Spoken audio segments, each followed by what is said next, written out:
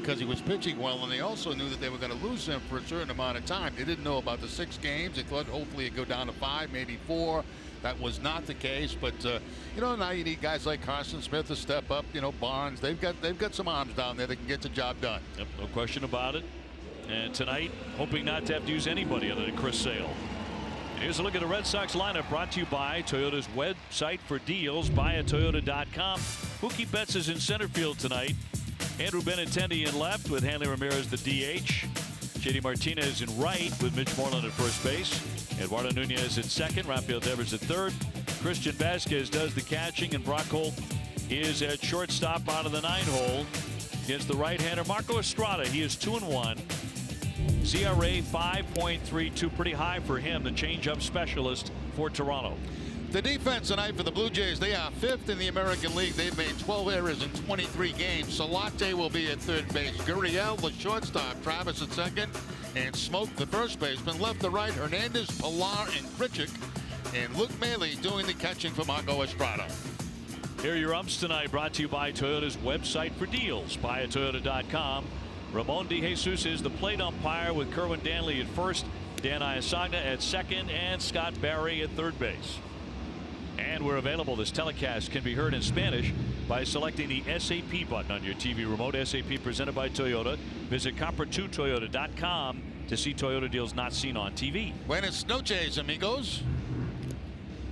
Red Sox about to come home for 6 games, taking on Tampa Bay on Friday for 3, and then Kansas City. And Mookie Betts just lighting it up with 8 home runs, 6 on the trip. He already has 65 home runs as a leadoff hitter. Think about this. It's the second most in Red Sox history, behind Dom DiMaggio, who had 69. And Mookie Betts is 25 years old. He's just getting started. Benintendi and Ramirez will follow him up against Estrada, who can be very tough. He's really been up and down against the Red Sox in his career. Some great outings and then some disastrous outings. So we'll last time out he gave up 3 home runs in that game against the Yankees, but he did pick up the win in that game. 2-1 coming in. And we're set for game 3 from Toronto. I think Mookie was very mindful last night. The Red Sox had rarely had a lead in recent games. 3-game losing skid going into it. Wanted to do some damage right away.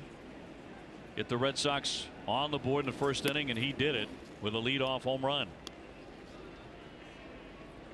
So he's led off a game and a home run 3 times this season.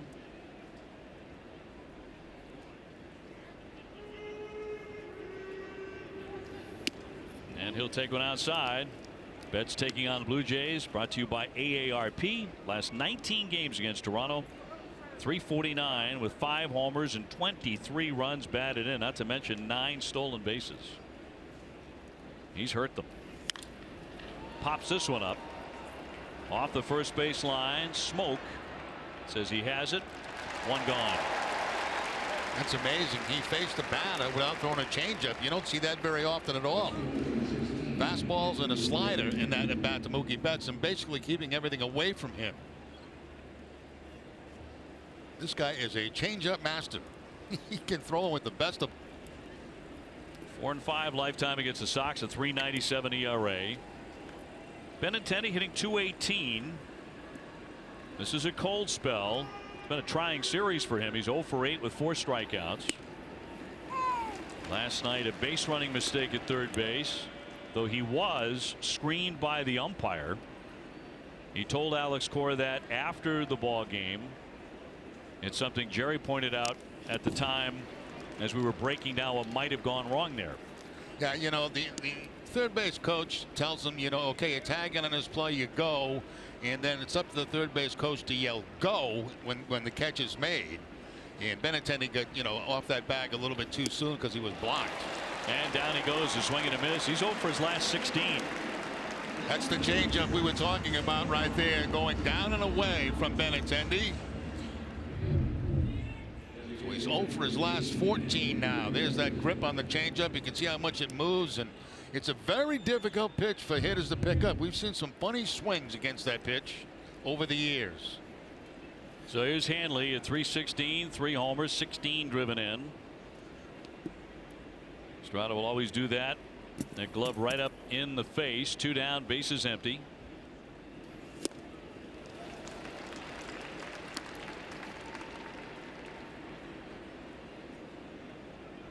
Hanley has hit this guy well. 348 lifetime with a home run. JD Martinez, who's in right field tonight, as Jackie Bradley has the evening off. He's on deck, and it is quickly 0-2. Hanley questioning that last call. Thought maybe it was a little bit too low, but it looks like it did catch the bottom of the strike zone. Hanley, a little bit of a protest here. Take his time getting back in.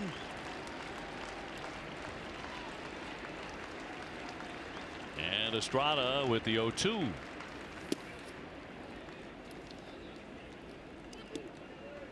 Estrada has had trouble with the long ball. He's allowed 6 home runs in his 4 starts. Gave up a career high 31 last year, so that's been an issue for him.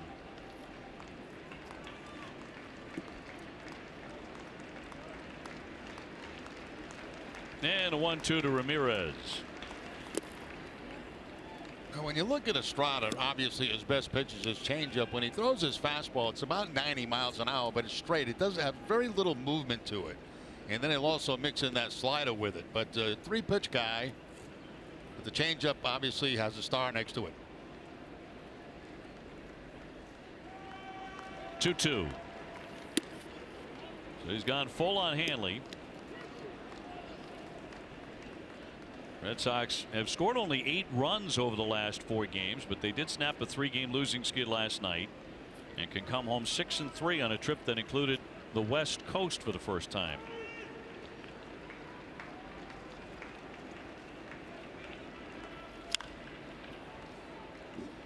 There's the changeup again, that time to the right hand. It doesn't matter left-hander, right-hander. You're going to see a bunch of them. And that time Hanley way out in front. Fortunately for Ramirez, he does make contact and fouls it off. See how far out in the front foot that Hanley was off balance on that swing. 3-2 again. Hard hit and a base hit. So Hanley goes the other way for the first knock of the night. A single off Estrada, and that'll get the inning to Martinez. Yeah, tried to sneak the fastball by him, but again, he doesn't have that overpowering fastball to do it. And Hanley, cutting down his swing a little bit with 2 strikes, just takes that ball the other way to pick up the 2-out base hit. So good hitting by Ramirez. That's the kind of approach that won him a batting title, and you and I have talked about it, how consistent he can be when he does that, when he goes the other way. And he's been doing that basically all season for the Red Sox. Has not got home run crazy with that, that pull swing. JD 296, 4 home runs. Was on base 4 times last night in the Red Sox victory.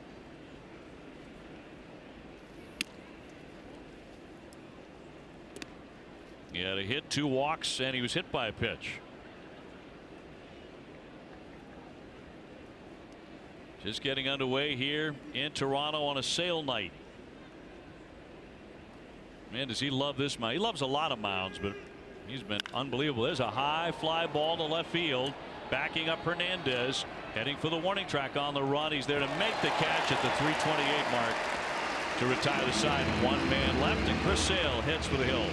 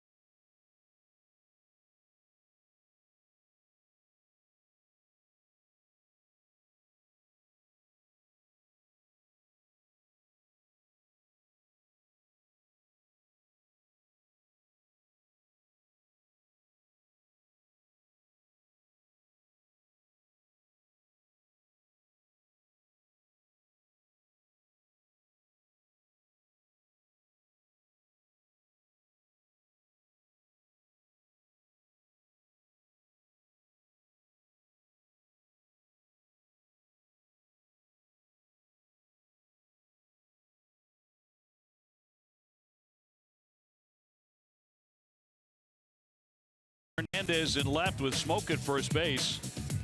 Solarte will be at third with Pilar in center. Gurriel the shortstop. Grichuk in right. Maley does the catching. And Travis is at second base. Against the Red Sox starter, presented by New England Audi dealers. Chris Sale, 1-1, a 1.86 earned run average. See the strikeouts for Sale, 41 strikeouts. That's in 29 innings, and had 10 strikeouts in his last outing against Oakland. Here's 314 with some power. He takes a strike. Sale very tough on Toronto, 6-3, a 2.03 lifetime ERA. 4-1 in this building with an ERA of 0.96. That's the changeup right there at 87 miles an hour. Started him with a fastball, got the low call, and then comes back with the changeup. 0-2.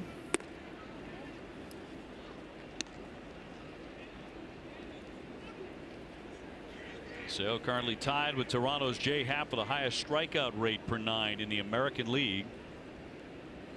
And he is second in the league in strikeouts, top 10 in ERA. Little floater on the move, Moreland. He'll get to it in foul territory. One man away. Now let's look at the Red Sox defense. They are the best in the American League. Only 6 errors in 23 games. Rafael Devers at third base. Brock Holt, the shortstop. Eduardo Nunez at second.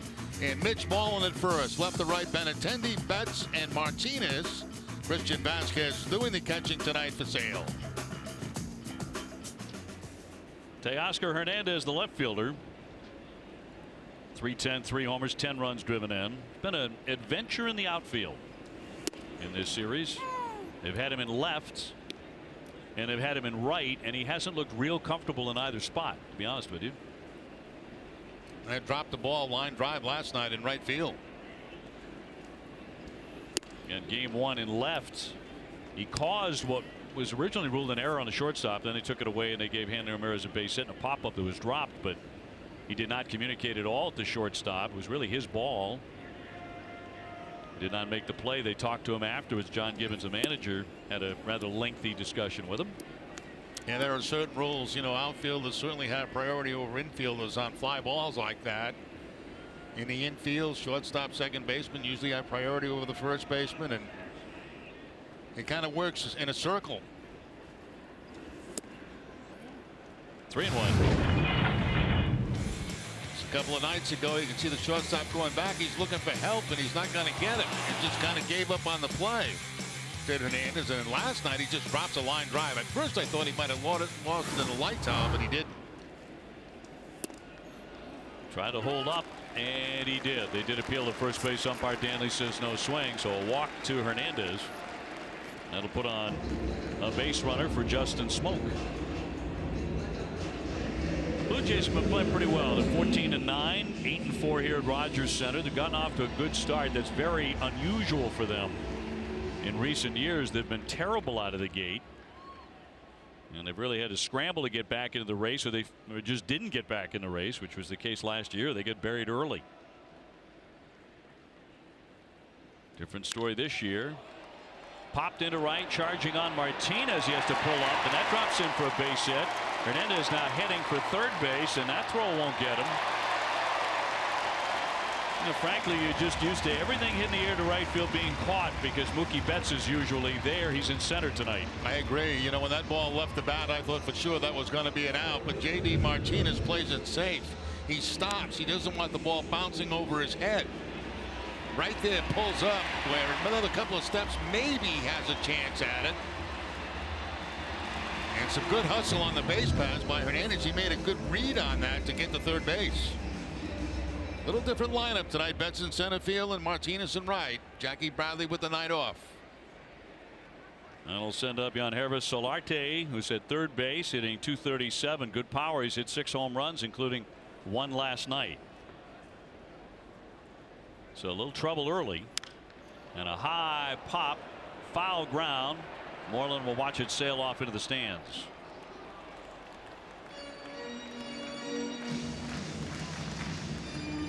Solarte was the recipient of the Tony Conigliaro Award a couple of years ago, given to the player whose spirit and courage allows him to overcome adversity. His wife died in September of that year due to complications from cancer. The couple had 3 small children, 3 daughters. One out, and that one hits him. That's going to load up the bases. So Solarte will eventually take his base, but in some pain. Yeah, he had nowhere to go. That was that big sweeping breaking ball from Sale that just chased Solarte, and there was just about no way he'd get out of the way of anything here. Gets him right off the knee, it looks like. And that'll drop you right there. Tough to tell. Knee, back leg, couldn't really tell the exact spot, but down he goes. And still down.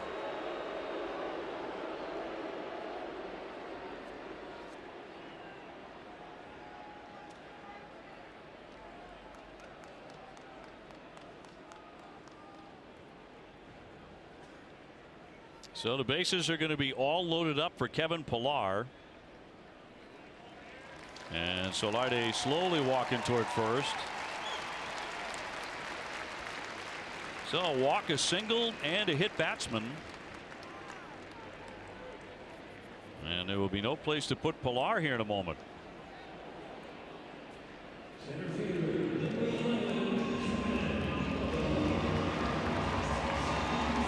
Pillar 287. He's hit 1 home run, 227 lifetime against Sale.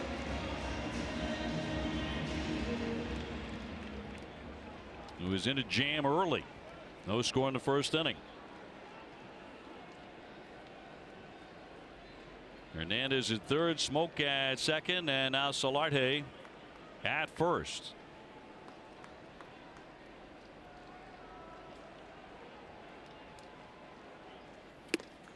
Went for it at 94 and strike one. Well, you get a lot of swing and misses from Chris Sale on that fastball that's up and away out of the strike zone to right-handers. A lot of them offer at that pitch, and it's just about unhittable.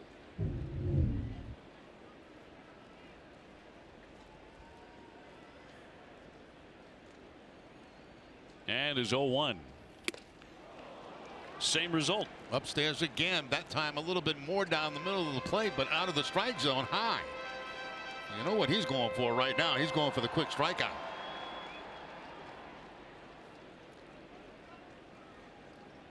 Last year, 4 starts against Toronto. Sale struck out 43 batters.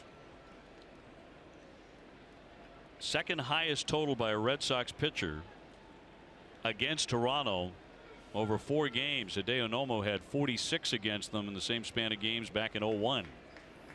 0-2 and a high fly ball into right field, plenty deep enough. Martinez will line it up. He's got it, tagging up. Here comes Hernandez, and he is in to score the first run to make it 1-0 Toronto.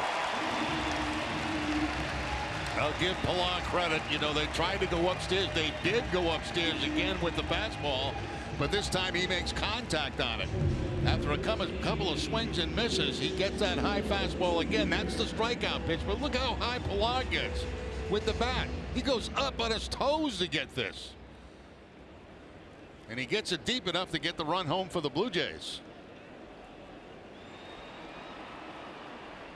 Only play for J.D. Martinez right here is to go back into second base and keep that man from tagging and going to third. Gurriel takes a strike. Smoke holding at second base, and Solarte at first. That's how you have to hit that pitch, I guess, if you're a right-hander. Get up on your toes and make yourself a little bit taller. 2 down and 2 on, and knock foul back to the net. Sale looking for that first strikeout. Unusual to say that 6 batters into a ball game with Chris Sale, but still looking for that first K. 1-0 Blue Jays in the first inning.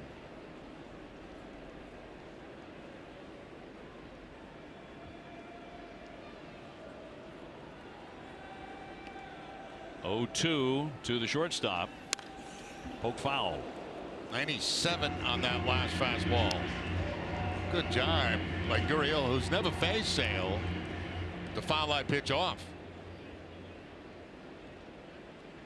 Sox heading home for a Friday matchup with Tampa Bay tomorrow night 7:10, but weather could be a factor.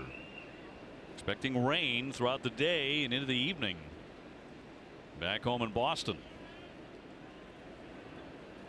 Runners edge away at first and second, 2 down. Fly ball that's pretty well hit.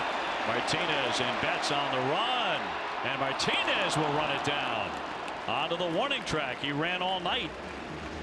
Toronto settles for the 1 run.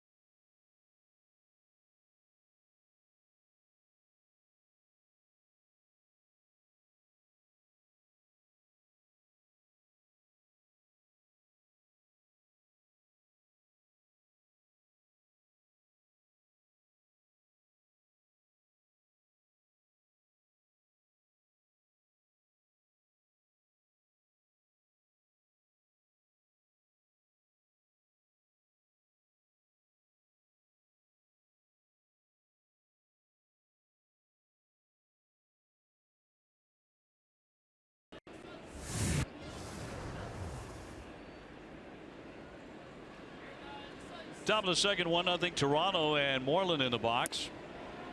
He'll be followed by Nunez and then Devers here. Mitch hitting .341. He started out the season 0 for 12, but now he's number 6 in the American League in batting average. He's had a very fine trip. You could become part of the Franklin family just like Mitch Moreland. Log on to franklinsports.com and design your own custom batting gloves. Join the fam. Franklin Sports, proud to be the official batting glove of the Red Sox in Major League Baseball.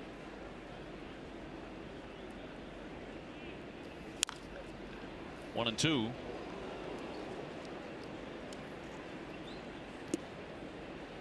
Moreland with a grand slam on the trip. Sox have hit a couple of them. He is 6 out of 13. Back in there at first base tonight. And Estrada with a 1-2 and popped him up off third. Solarte has to keep on running hard over there, but off into the stands. Now you look at the numbers for a lot of Red Sox hitters in this lineup tonight against Estrada. Not very good numbers, with the exception of Ramirez. Ramirez hits him very well, but everybody else has had struggles. Moreland does have 1 career home run against him. Solarte, who just got drilled in the knee by Chris Sale, took a look at Moreland like, you got to be kidding me. You're going to hit it there, and I've got to run all the way over there. Part of the game. 2-2.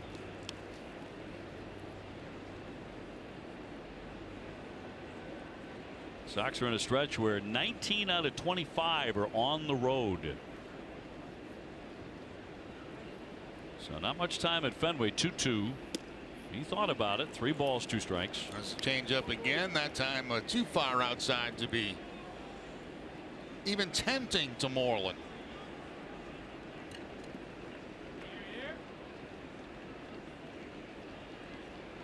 And the payoff. Down he goes. Get back with a heater.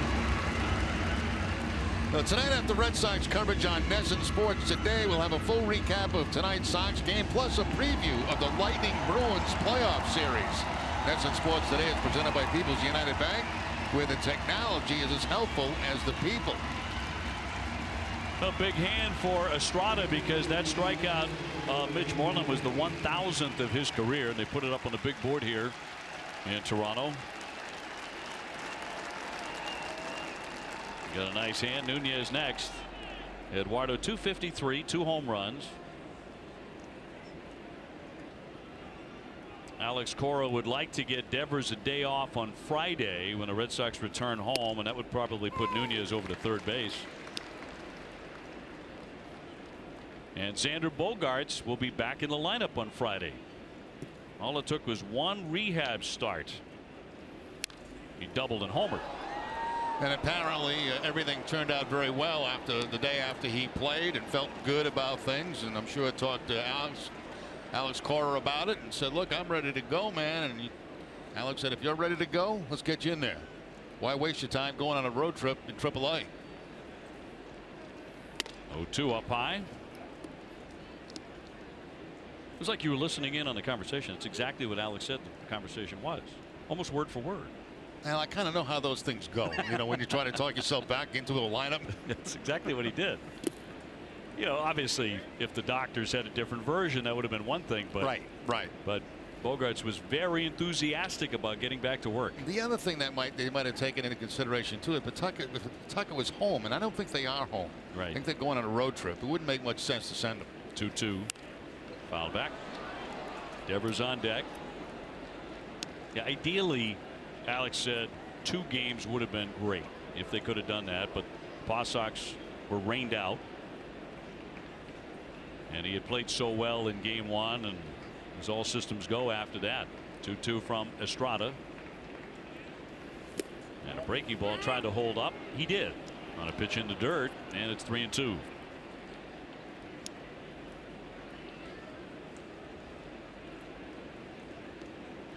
Nunez has never had a hit against Marco Estrada. He's 0 for 8.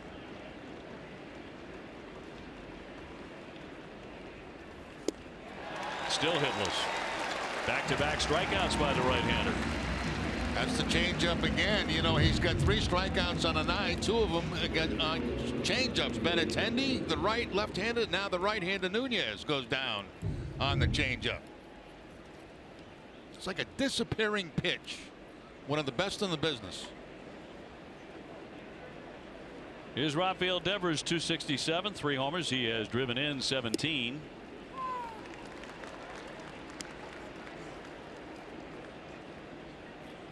You know, we've seen this version of Estrada before, throwing a lot of strikes. He has the changeup dancing early on.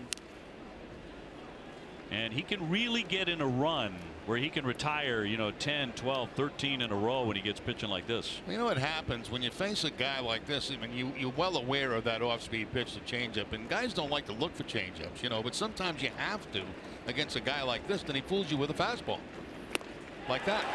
And he strikes out the side here in the second inning.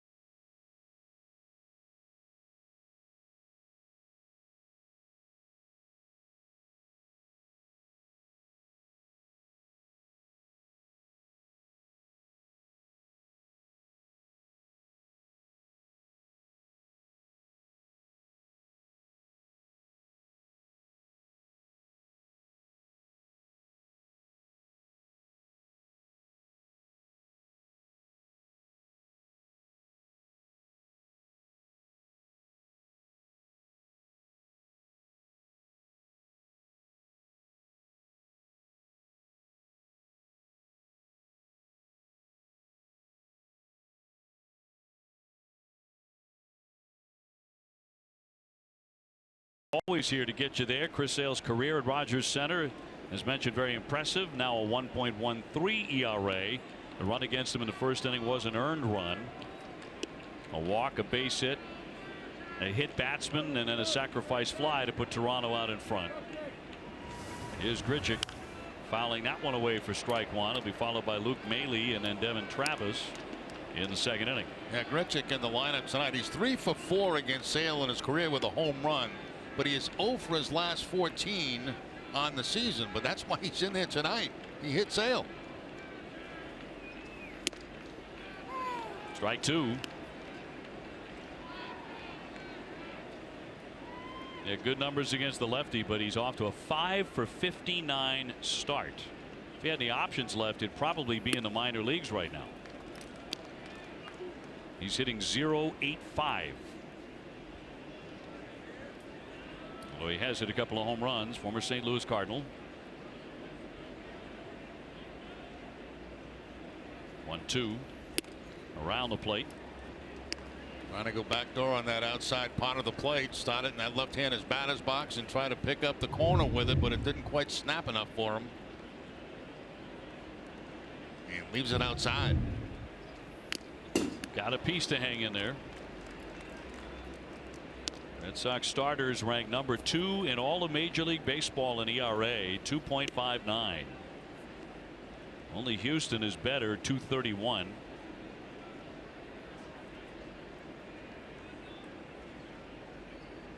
Two popped him up. Moreland and Vasquez both giving chase, and Vasquez there to make the play. So one gone.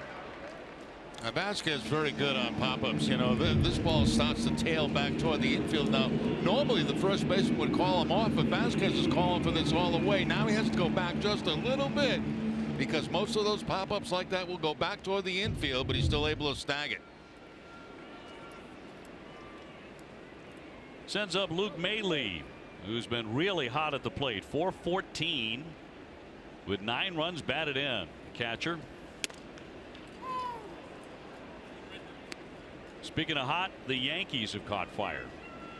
They won again today. They swept Minnesota on a walk-off 3-run homer by Gary Sanchez. They've won 6 in a row.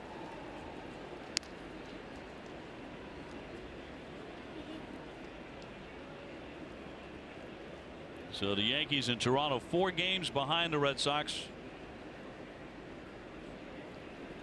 Heading into the day, and the 0-2 is high and tight.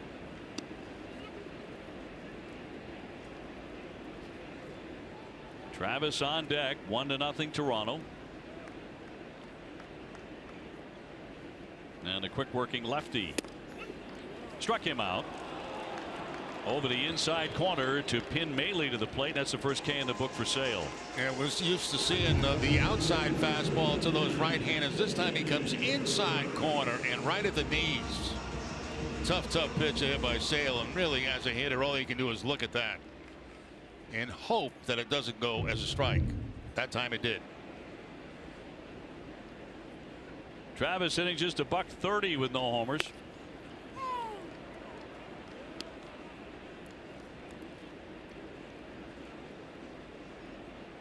Drew Pomeranz to go on Friday in Game 1 against Tampa Bay. We see the Rays again.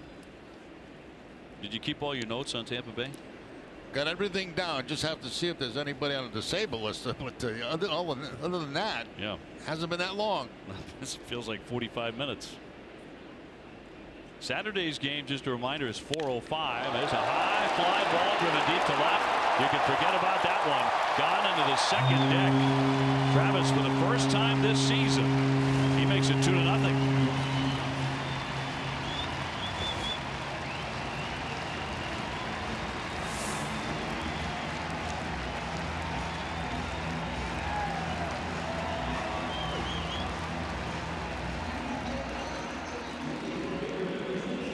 Well, there's the fastball from Sale right down the middle of the plate, and it wasn't one of those 96s either. It was probably about 90-91. And Travis with a very nice swing on it. Great balance on that and lines it out of the ballpark. Pierce will pop this one up again to catcher Vasquez with plenty of room to make the play and a third out, but it's now 2-0 Toronto.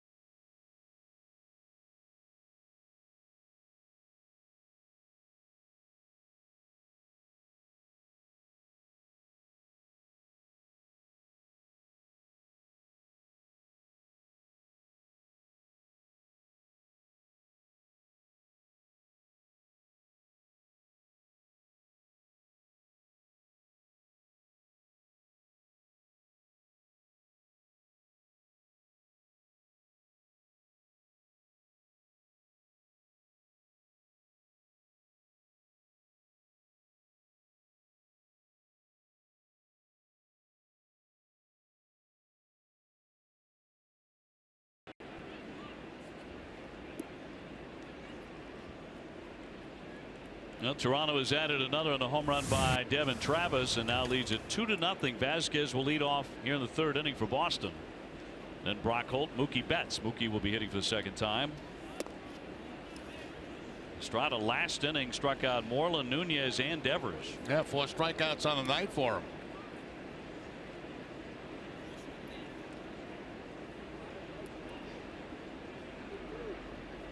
And is 1-0 to the number 8 hitter. Line the other way, but foul. As mentioned, Estrada's been both outstanding and very hittable against the Red Sox. 2 starts against the Red Sox last year shows this to be true. June 30th here, he walked a career high 7 in 4 1/3. Took the loss against the Red Sox. And then on September 5th at Fenway, he went 7 scoreless innings and gave up just 3 hits, and he got the win. So when he's good, he's very good.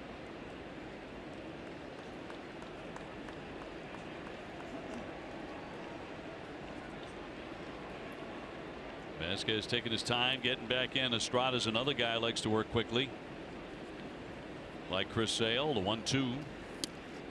And drops it in there for strike 3. So make it 4 consecutive strikeouts. That's interesting. You know, the last 2 strikeouts to Devers and now Vasquez. The Devers fastball was high, and this one is low at the knees. So that's 4 in a row. Our twisted but true fact: the Red Sox have struck out 10+ times in 4 straight games. It's tied for the longest streak of 10 in a row, or 10 strikeouts in team history. Twisted tea tastes like real iced tea. Be a little twisted. First couple of weeks of the season, the Red Sox weren't striking out at all. And to be fair, they're facing some awfully good pitching lately. Brock Holt has been cooking 3 for 4 with an RBI double last night. He's hit safely in 8 in a row.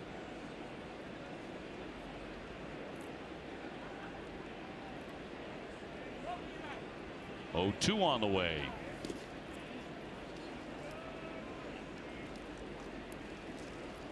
Brock in the hitting streak is batting .455. He's 15 out of 33. And he's had several clutch hits as well. Here's the 1-2. That's amazing. At this point, he has not seen a changeup yet. He did see a curveball from Estrada. And you know the changeup is going to be in the back of the mind right now on a 2-2 count. Mookie Betts on deck. Line shot. He's got himself another hit toward the alley. He's going to keep on rolling past Grichuk up against the wall, and Brock Holt will trot into second base with a double, but he may be hurt here too. He pulled up lame into the bag at second base, and the trainer will come out to see what's up here.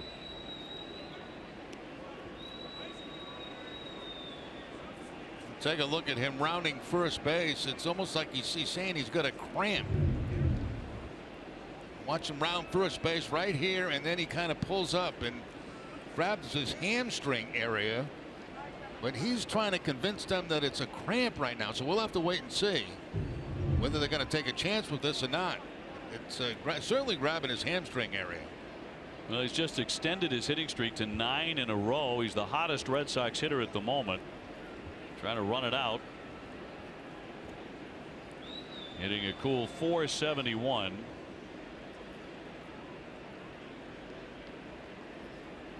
Can he hang in there? He's trying to talk him into staying in. He's saying it's all right, but we'll see what decision the brass comes up with.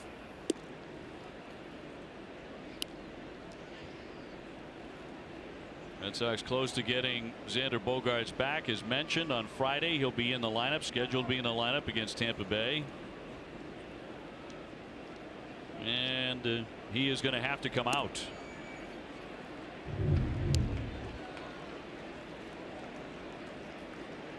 Right there you can see the grimace on his face as he pulls up and grabs that left hamstring, and then just really took it easy going into second base. So Holt has to leave the game, and it looks like Lynn's going to be coming in to replace him. No run for him and stay in the game to play shortstop. So it's a bad break for the Red Sox, the way Brock Holt has been playing, and particularly the way he's been swinging the bat. He is now out. Red Sox do have a man at second base off the double, with Mookie Betts about to climb in. Mookie 0 for 1. He's popped out foul to first. 2-0 Toronto in the third. Mookie with the 2 home runs last night, giving him 6 on the road trip. And after the game, John Gibbons, the manager of the Blue Jays, said Mookie Betts is on top of his game. He can beat you in so many ways. He's going to be in the MVP running every year. He can beat you with his glove too. He's made a spectacular catch in this series in right field. Pops that one up towards center field, going out Travis, coming on Pilar. Pilar will take command. 2 down. Tomorrow at 5:30, don't miss Friday Night Fenway, presented by Budweiser. TC will have an exclusive interview with manager Alex Cora.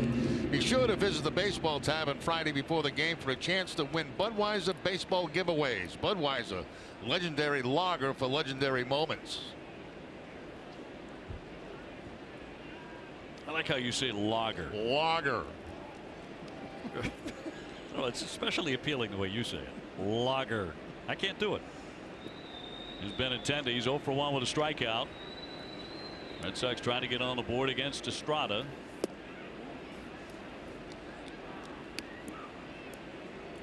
And Benintendi trying to snap an 0 for 16. This would be a great time to do it.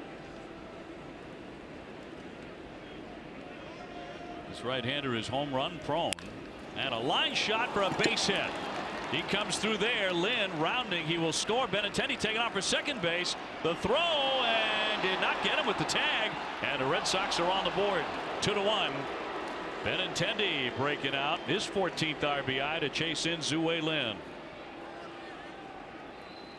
Now Benintendi does a real good job staying on the changeup. This changeup is supposed to be away, but it stays out over the plate, as you can see, and Benintendi hooks it, and it makes a beautiful slide into second base. I mean, it looked like, you know, he possibly could be out on this, but again, he sees where the catch, where his shortstop's going, slides the other way, and is able to get in there with the head first slide. I tell you, looking back, you know, we used to go feet first almost all the time, almost never head first. I love this head first stuff. I know it's a little bit dangerous, but you can do so many different things. A double for Andrew Benintendi, and now Ramirez tries to keep it going. He has a base hit tonight. Well, you talk to guys today, especially the younger generation of hitters, base runners, about, you know, feet first slides. They look at you like you have two heads. Yeah, you're exactly right. Just about everybody's going head first into every base, including home plate, which is dangerous. But not as dangerous as it used to be when they could block home plate. But you're right. You can get so much more creative, can't you, on those head first slides? You know, with the sleight of hand in particular. Yeah, you're exactly right. You know, sometimes when you commit yourself on a feet first slide or a foot first slide, whatever you want to call it, I don't know. You know, when you commit on that, it's hard to make an adjustment once you start into your slide. But when you go head first like that, you can have those hands going every different way. Benintendi's very good at it. Dustin Pedroia is terrific at it. Bat goes flying way down the line. I think that will put Hanley in the gold medal round right there. I'll tell you what, if that was the baseball, it'd be a tie ball game right now. This has got a lot of carry on it. That's impressive.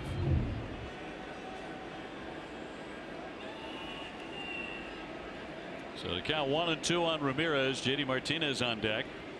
This is a good idea. Hope to make it stick.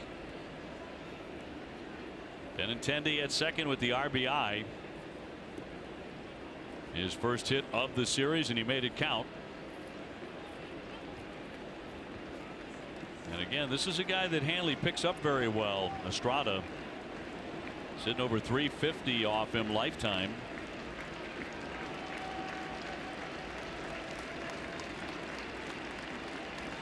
And a 1-2.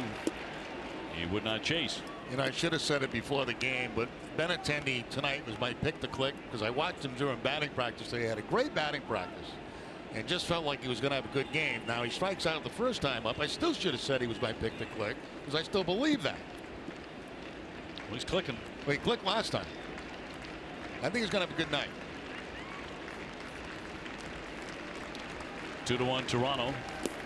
Downstairs. I think we're going to sell that if we get a sponsor on that. Jerry's pick to click. Pick to click. I think that's been used before. Has it? Yeah, I think so, by many people. It didn't feel original. Somebody's probably going to copyright it. Oh, yeah. Someone's on the phone right now. 3-2. And a payout pitch. And he walked him. He really stayed away from him there. So the first free pass from Estrada, first and second for JD Martinez. JD 0 for 1. He's flied to left. Estrada does have 5 strikeouts in the ball game. Started off this inning with 1, but then Brock Holt ripped a double. And to come out with an apparent hamstring situation, you hope it's just a cramp. Now Benintendi with a double and Hanley with a walk, and that'll be a ball. Red Sox still own the lowest strikeout rate in all of baseball, 18.6%, even though the strikeouts have been up on this road trip. But still the best contact team in the game. Play on at second, a tag, and he's out. Cut him down. Benintendi out at second. And that will retire the side, a pickoff. And Cora is up with a hand in the air. We'll see if he decides to challenge this play. Well, let's take another look. The throw's right on the money. And I don't think you can overturn that. And he will not challenge it. That is out number 3. Yeah, that is a bad base running play.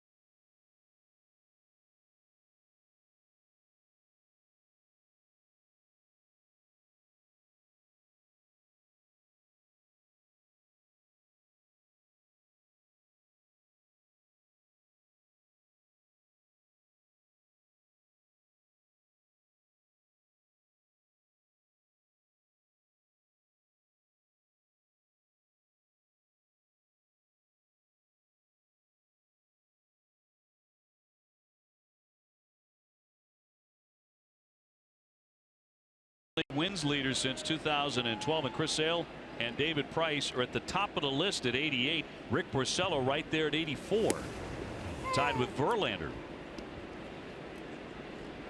Zhu Lin stays in the game to play short for Brock Holt. As soon as we get an update on Brock's condition, we will pass it along to you. Hernandez in the box. He walked and scored a run the first inning. Red Sox taken out of an inning by a bad base running play by Benintendi. He knows it. You got first and second. You got your power guy at the plate, and you get picked off second base. Can't happen. 0-2. Down he goes. Swing and a miss, strike three. Number 2 for Sale. Sale stays with the breaking ball this time. Walked him back in the first inning. This time the big sweeping breaking ball, as you can see right here, down. A little bit out of the strike zone, but swing and no contact by Hernandez. Sends up Smoke, who had a base hit in first inning. Little blooper to right field. It dropped in.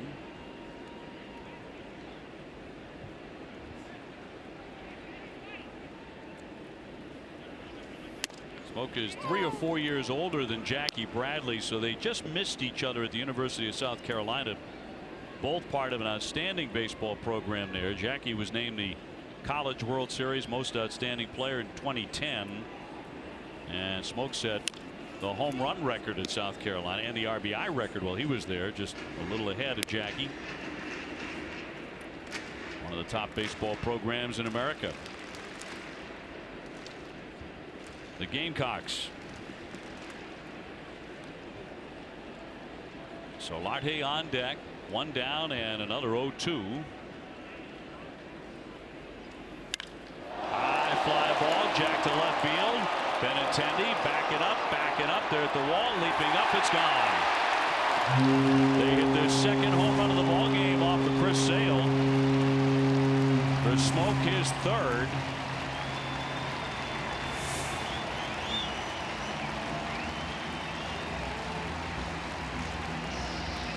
And Toronto takes a 3-1 lead. Smoke gets that breaking ball that just stayed out over the plate, hits it very high. There you can see the curveball coming in, and there was no dip to it. Just stayed about thigh high, and Sale knew right away that ball was gone. Smoke with serious power. He hit 38 home runs last year. He's been off to a slow start this year. Solarte was drilled on the knee by a pitch in the first inning. And to quickly move on that one.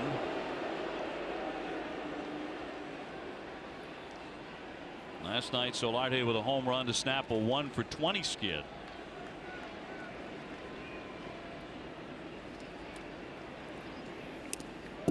Well outside, and Sale is livid with himself. Yeah, he really is. You know, he had that breaking ball hit for a home run. He tries another breaking ball right there, throws it way outside. He is not a happy camper right now.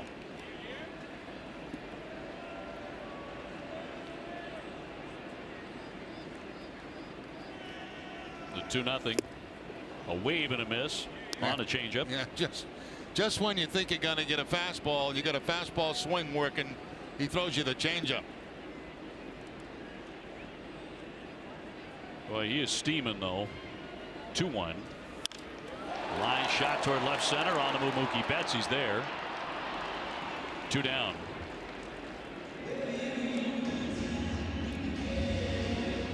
So Pilar will be up next. He drove it around with a sac fly in the first inning. Getting up on his tippy toes on a high fastball to drive one deep enough to right to score the run.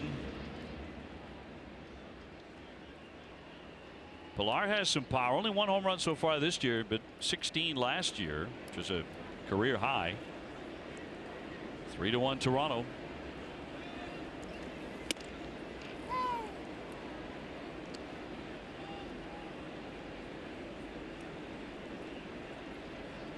This place typically has been a place where Chris Sale has dominated Toronto. Not doing it tonight though. That one driven down the line and a fair ball. That'll bounce up into the stands and be a double for Kevin Pilar. He hit that ball stiff. Yeah, I remember back in the first inning, he had to climb the line to get a fastball high enough that he could hit into the outfield, and now he gets a fastball again. It's lower, and he hits it right down that right field line, left field line, I should say, for a double. Get in a scoring position with 2 outs in the inning. A little visit here. I think a good visit from Dana LeVanche, because you brought up the fact that Sale's really steaming right now. You got to get back on track, back thinking the right way. Well, certainly by Chris's very lofty standards, this has been a rocky outing. First inning, a walk, a single, a hit batsman. Second inning, a home run. This inning, a home run and a double. Here's Lourdes Gurriel. He is 0 for 1, a fly to right field.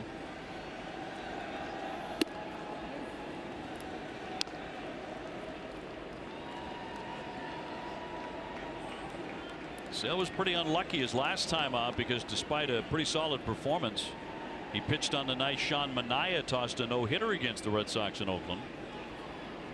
He went 7, allowing only 6 hits, 3 runs. And he struck out 10. His longest outing of the season, as he went 7.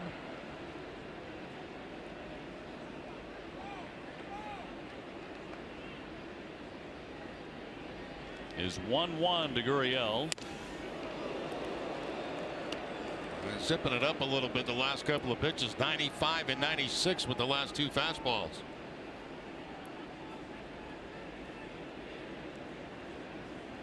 Pilar, big lead at second.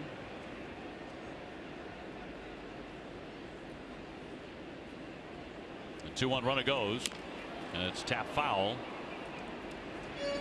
But don't miss WB Mason Extra Innings Live right after the game. TC, Jim, and Steve will break down the key plays of the game, and you'll hear from Chris Sale and Alex Cora. Whatever, whenever, wherever, who but WB Mason.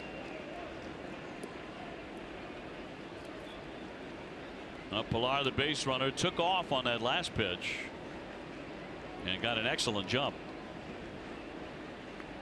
Infield is spread out, obviously, with 2 outs like that, and you can see that Lynn is playing to pull a little bit, so there's a lot of room for Pilar getting that lead behind the bag.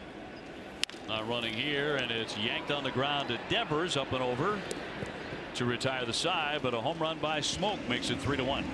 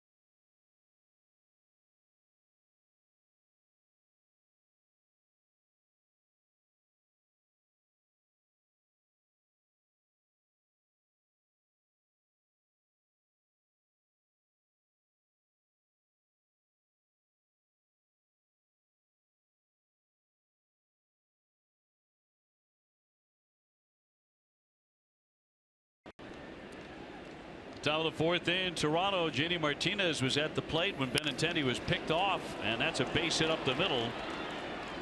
So that's how the fourth inning gets underway for the Red Sox against Estrada. This outsider timeout is presented by LL Bean.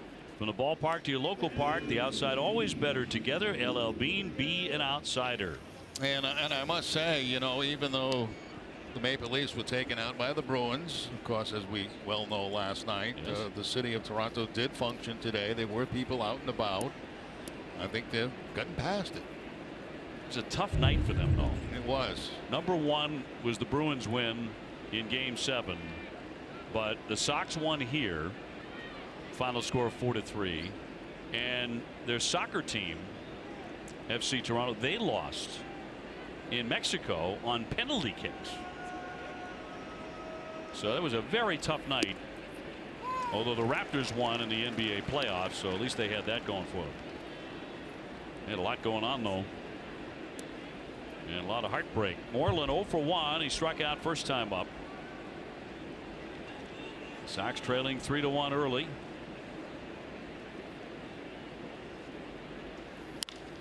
Smacked on the ground, maybe a double play. A little hesitation out there on to first, not in time. But Martinez erased at second base, so one man gone. So, but I don't understand. I don't get why the shortstop is a double clutch goes back instead of coming across the bag. If he comes across the bag, he's probably got the double play, but he kind of took a step back or toward the outfield. Gurriel right there doing that. Maybe the double clutch at second base by Travis threw his timing off. One down for Nunez. He struck out in the second.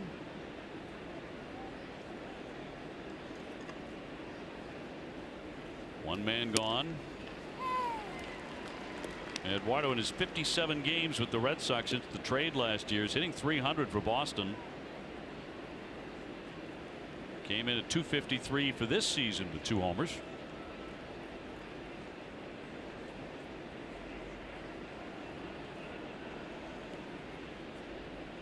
Looking for that first career hit against Estrada.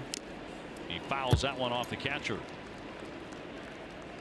Fastball still 89, 90 miles an hour, nothing overpowering, but the way it's mixed in with his other pitches, it looks a little bit quicker than that at times.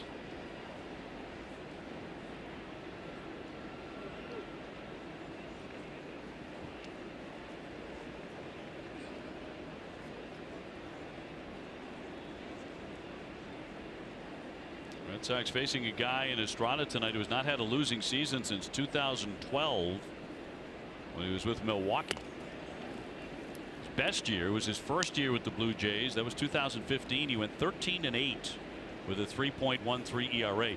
Really established himself at that time. Last season his ERA jumped a run and a half from the year before, and he did give up 31 homers. A lot of late swings on the fastball, as we're seeing right there. Foul back again, and again it's only 90 miles an hour. That one was up a little bit around letter high.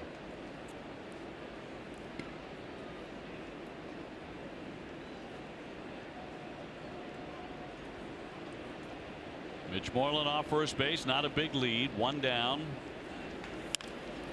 Little looper toward left center field. That one headed toward the alley. That is going to drop down for a hit.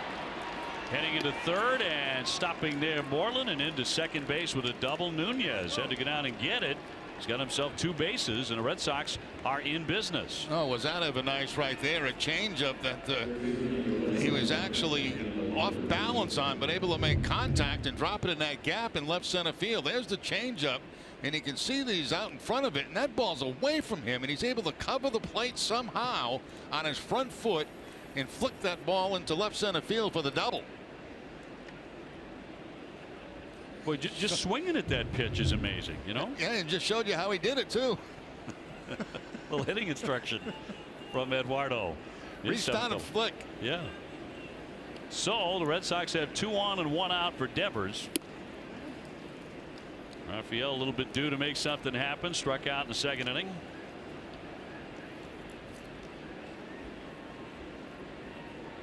Charged with a couple errors last night. He had a lot of balls hit to him. He had 7 balls hit to him. See, that's the pitch he's got to stay off. He's got a tendency to chase that high fastball, and that's how they struck him out back in the second inning. Most of his strikeouts come on high fastballs. Youngsters hit 3 home runs.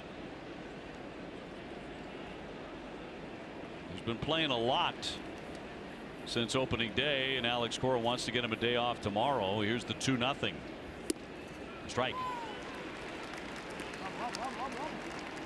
You talk about Devers' errors to this point. The Red Sox have the fewest errors in the majors, 6 of them, and 5 of them belong to Rafael. But Alex Cora came to him and said, do you know how many errors that Adrian Beltre had his rookie year? He had 29.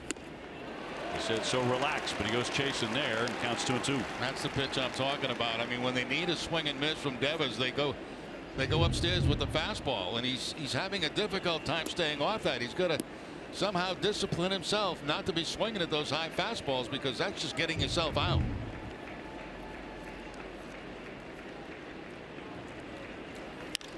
High fly ball left center field. On the move is Pilar. Hard long run to the warning track, and he's got it. Tagging up at third. Here comes Moreland. He is in to score. Nunez into third base.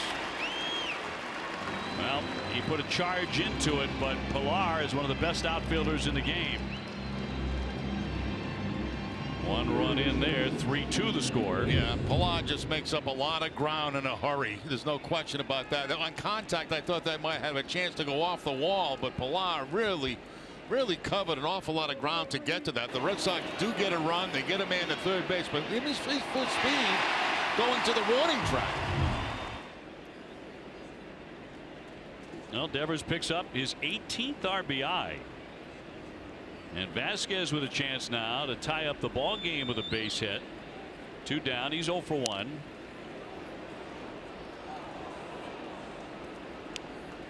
Well, they really give him a lot of room in center field. Pilar playing way over. They are shifting to the opposite field, and you can see all the green turf in left center field and down that left field line for Vasquez.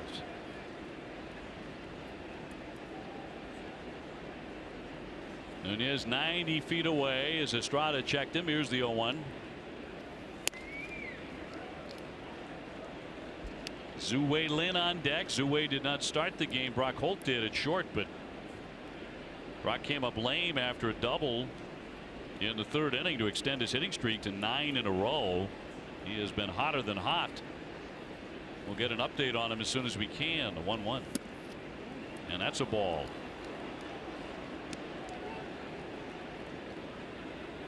Red Sox battling back here within a run. Sox have had some very good swings the last couple of innings off Estrada.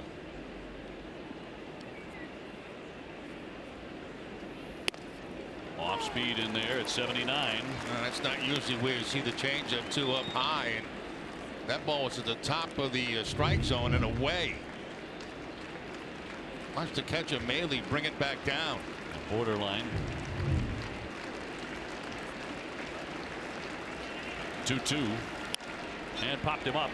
Second baseman Travis doesn't have to move very much, and that will retire the side. But Red Sox get a run. It's now 3-2.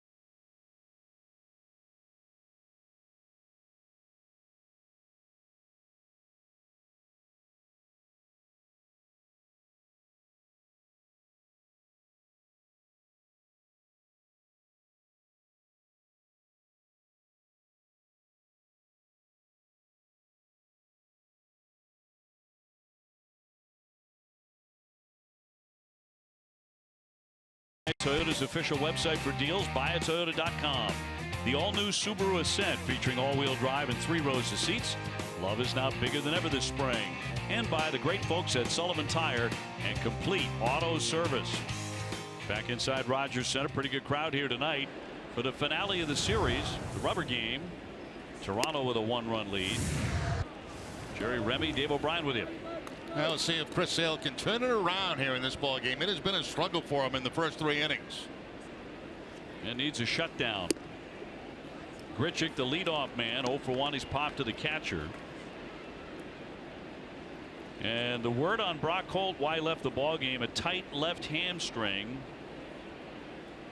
That evaluation will continue. It's a busted bat, 1 hopper. Nunez handles it backing up. 1 man gone. Let's get on to Garrett. Thanks, Obi. Well, earlier today I was talking with MLB umpire Scott Berry, and he was telling me about the Umps Care charity program that has been going on for 10 years. Now, they have 3 signature programs: Blue for Kids, where they bring Build-A-Bear workshops into kids' hospital rooms, and Blue Crew Tickets, where they provide tickets for kids in foster care, and an All-Star Scholarship program, where they provide scholarships for kids who were adopted later in life. These umpires are doing all kinds of incredible work in the community, and if fans want to check it out, learn more, contribute, or bid on an online auction item, they can go to umpscare.com. Obey. Garrett, thank you very much. Nice story there. And an outstanding crew of umpires here. Kerwin Danley's the crew chief. Maley, the batter, he whiffed his first time up. He was caught looking. Talk about a lonely life being an umpire. You know, you get 4 guys together just about all season long, going from city to city to city. No charter flights for them. You go and get the first flight in the morning and get to that town you got to be in the next day. Yeah, they booked their own travel. 0-2. 1 ball and 2 strikes on Maley. On the other hand, I imagine it can be a very satisfying life at the major league level. You get up here, you get a chance to be in big league ballparks and really make a difference in the game. It's a long road for a lot of these guys. It sure is. And you know, there was a time in baseball where you couldn't get umpires out of the game, and they've done a much better job, you know, having guys retire and get some new blood in. Yep, I agree. And there were people, and there were people years ago that umpired way too long. I mean, just way too long. And you know, they didn't care. They were like, didn't make any difference to them. They could do anything they wanted. 3-2. Waved at and missed. He strikes him out. He gets Maley for the second time. Looked like a changeup that time from Sale. He's got 2 quick outs here in the 4th inning. Exactly what he needs. Needs to put him back. Red Sox back at the plate as soon as possible. There's the changeup right there that has Maley fooled. Second time he struck him out. The first time was on a fastball. I'll bring up Devin Travis, who belted a home run in the 2nd inning. His first of the year. Sounds like there were a couple of umpires that you were kind of eager to see them hit that retirement window. A couple are happy that I left too. I'm a little pain in the neck. I'll never forget the story you told a couple of times about the night before. They told you, the umpiring crew told you, we're going to toss you. The day of. The day of. The day of. The day of. And true to their word, they got me. Very first play, you know, your first play at first base. Yep. And a bunt, you were safe by like 20 feet or something. The 1-1, and that is in there for a strike. What happened? We were sitting in the runway, you know, where the Red Sox dugout is, and the umpires used to come up that way, and they didn't like me at all. I didn't like them at all. I'll be honest with you. I did. It was a crew I just didn't get along with. And Larry Barnett walked by me and said, "We're going to get you." And you know, I didn't know when they were going to get me, so I tried the bunt early in the game. They called me for being out of the batter's box. Hadn't happened to me my whole career. Right. They got me. When they say they're going to get you. Yep. 2-2 now, full count. And they all had smirks on their faces, you know, when they call me out for being out. And you know, like just wanted to snap, you know, and I did. Out I went to them to the showers.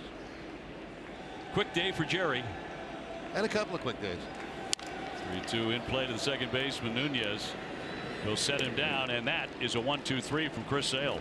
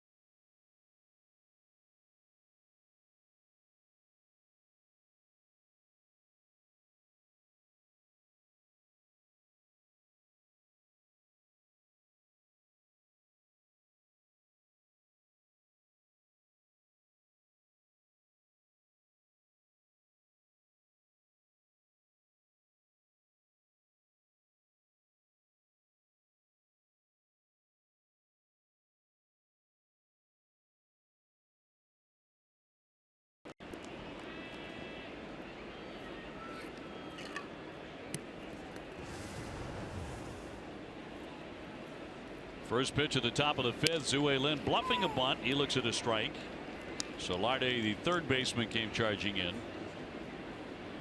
Zue is first at bat. He did come on to run for Brock Holt after Brock doubled in the third inning, and he would score on a double by Benintendi. Seen 2 pitches, 2 changeups, and both of them up high. Who tried to bunt one of them and took the other one for strike 2. So very quickly on 2 changeups, 0-2.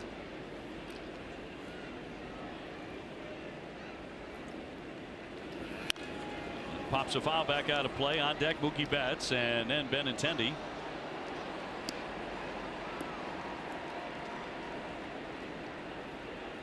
Red Sox looking to finish up this road trip 6-3.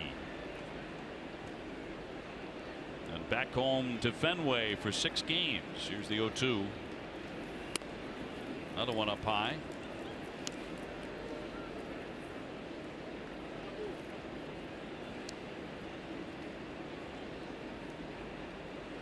Red Sox going to have to make a move when Xander Bogaerts is activated. There's another pop up here, and this one on the infield. Coming on first baseman Smoke. One gone. Enjoy the Fenway experience with your group in 2018. Red Sox group outings perfect for entertaining clients. Visit redsox.com/groups for more information.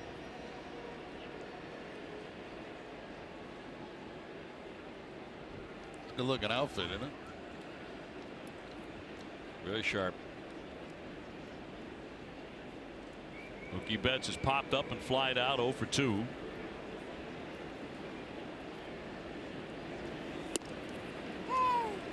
And at the bottom of the zone with that changeup. You know, hitters say it all the time. You can't look for a changeup. Yeah, I think it's a little bit different in this situation. I mean, you know, I never did. But when you're facing a guy like this, I think sometimes you have to, and it makes you late on the fastball. And I think he's, you know, he uses that to his advantage because he throws so many of them.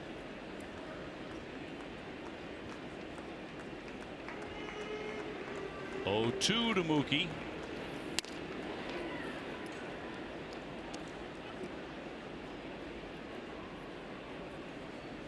$20 strikeout, 20 changeups so far in this game for Estrada in the 5th inning.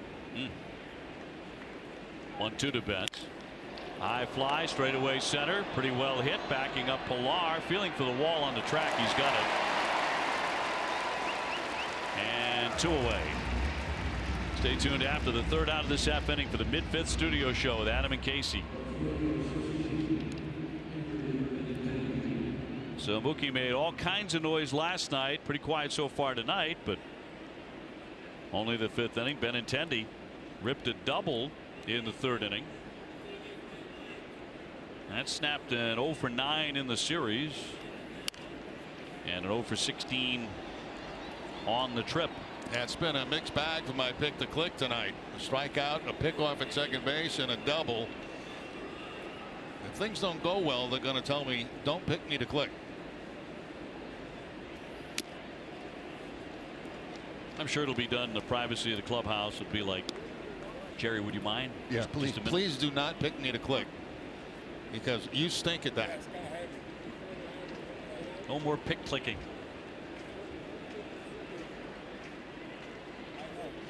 And the 0-2 up top on Benintendi. Hanley Ramirez would bat next. 3-2 Toronto in the 5th on getaway night for the Red Sox.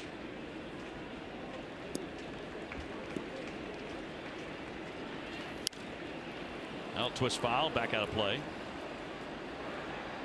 Red Sox are going to be back up here very quickly. Next road trip. Isn't that amazing? It's a long trip. Sox will be in Texas, New York, and then right back here in Toronto in the early days of May.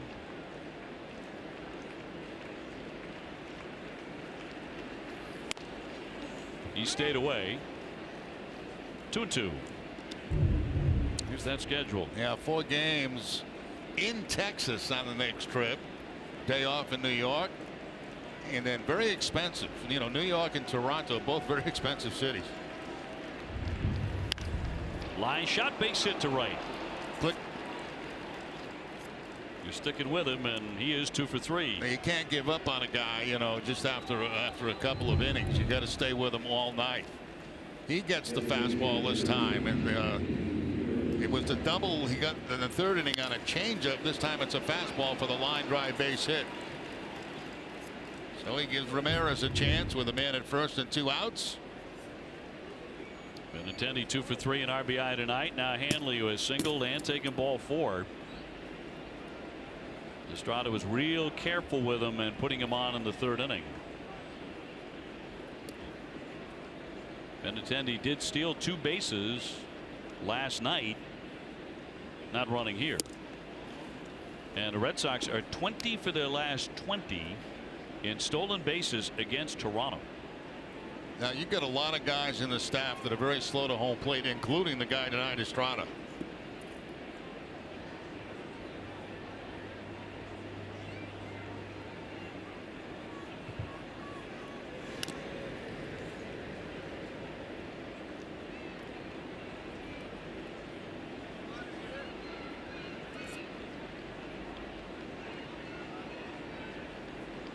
The Red Sox had a pair of doubles in the 3rd inning. 2 hits in the 4th, another hit here in the 5th. So beginning to get a better look at the right-hander from Sonora, Mexico.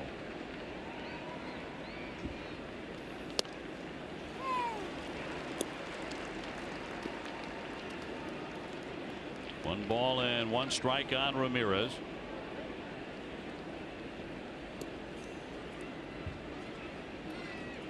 Coming into this game, last 14 games against Toronto, Hanley had 5 homers, 12 RBIs. So no wonder Estrada was so careful. 1-2.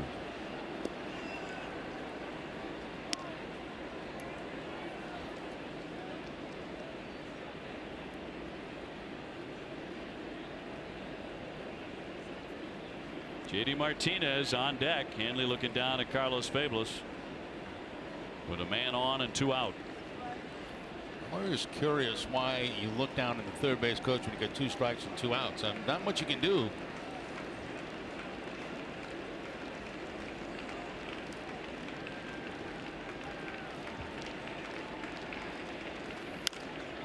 Knocked foul as he hangs in there.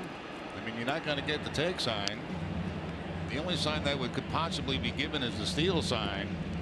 And, you know, if you get a strike, you got to swing at it anyway. So it's curious to me why they look down there with 2 strikes and 2 outs. Pretty fair point.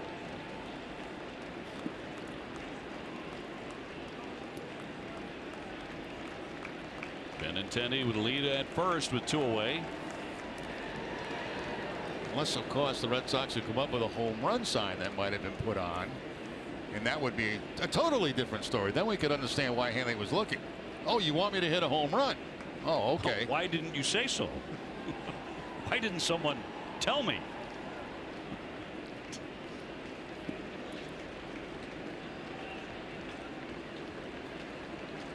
A ball and 2 strikes. And Estrada deals. And a pop toward right field coming on hard as Grichuk. It drops in. Benintendi is into third base. And Hanley Ramirez is aboard for the 3rd time tonight, his 2nd hit. That came in with very good numbers, and that continues. I mean, not exactly a rocket, but good enough to drop in front of Grichuk out there. And Red Sox have a little 1st and 3rd. There you see the changeup grip. Hanley does a pretty good job staying back on it. He kind of flicks it almost the way Nunez did earlier in the ballgame. Grichuk making sure that ball doesn't bounce over his head out there in right field. Very spongy turf here in Toronto. Elbow in, out, out, out.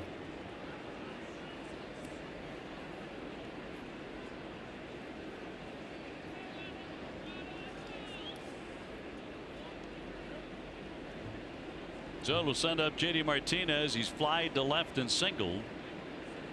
Man on the corners, 2 down. Fly ball right field. Grichuk back to the wall, and that one gets out. It's a home run, sailing into the bullpen. J.D. Martinez sucks it out of here, and the Red Sox are out in front here in Toronto, just clearing the high fence. J.D. with number 5. And the Red Sox take a 5-3 lead. That's the 2nd time in a row he has swung at the first pitch. That ball's about letter high, but watch the hands get up above the baseball, and then he launches it. Makes it up to the opposite field, just over that fence out in front of the Red Sox bullpen. Red Sox take the lead. And the home run continues to be an issue for Estrada. First one of the ball game for the Red Sox, who now lead at 5-3. Speedway donating $500 to Boston Children's Hospital for every Red Sox homer. Register right now, your Speedy Rewards Club. You'll qualify to choose some great rewards. Mitch Moreland's gone 0 for 2, but he did reach in the 4th inning and score a run. So these are the kind of innings the Red Sox had in abundance for the better part of 3 weeks. Just on a regular basis, and they've done it again here tonight. They're going to get activity in the bullpen. The left-hander Aaron Loop throwing. Well, 95 pitches already in the game for Estrada here in the 5th inning.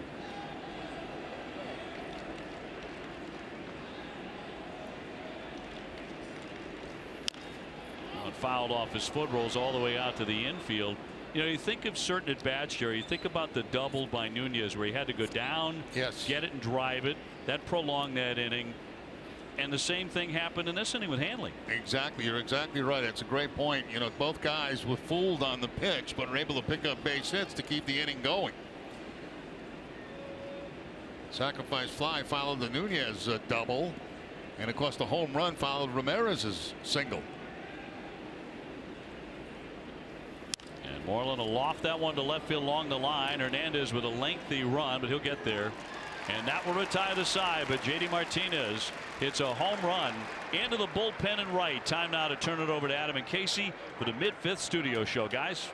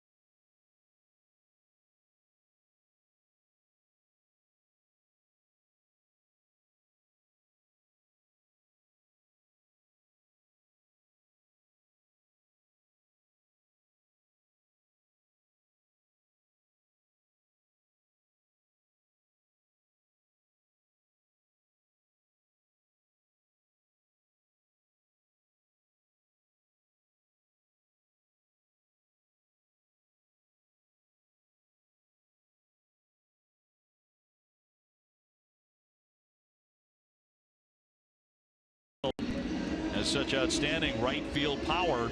3-run shot has just put the Red Sox in the lead here in Toronto. Chris Sale last inning in need of a shutdown inning, and he did exactly that. He got a 1-2-3.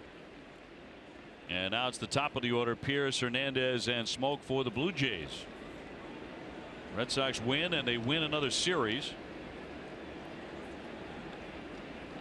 Pierce in this one has popped up twice, both in foul ground. Once to the catcher, once to the first baseman.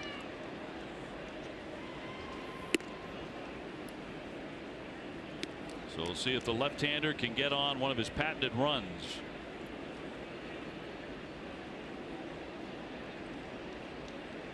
Sox have 8 hits now. Able to turn it around against Estrada with the bats. After he looked very crisp the first couple of innings, but then really the guy really got it going was Brock Holt with the double. Unfortunately, he had to step aside because of a hamstring, but he's the guy who really got the hitting going against the right-hander. Also in that same inning, Benintendi with the double. The next inning, Red Sox had 2 hits, and last inning 3 and the homer. Little help right there, swinging at a pitch that was pretty well off the outside part of the plate. The next pitch will be the 70th for the lefty.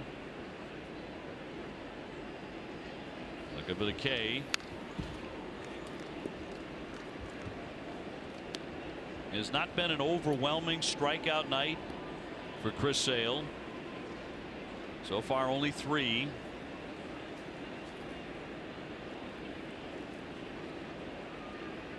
He's coming off 10 strikeouts against the Oakland A's. Here's the 2-2. Estrada's pitching line brought to you by Lexus, inviting you to see, hear, and feel and experience amazing. 97 pitches in 5 innings. 3-2.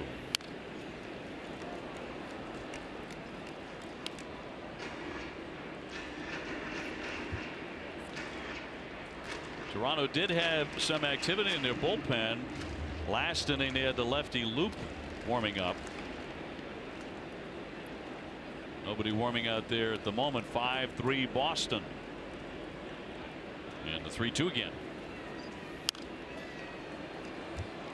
A tough at bat right here. Look at the strike zone, the Amica pitch strike zone. Everything away in this at bat to Pierce. I mean, everything, every 7 pitches away from him. They wanted to go inside that time, but the ball stayed away on a 94-mile-an-hour fastball. Payoff pitch. Popped up. Vasquez going back toward the netting, but that's going to be over the top. Yeah, got it inside that time. Jammed him, but he's able to make contact and foul it off.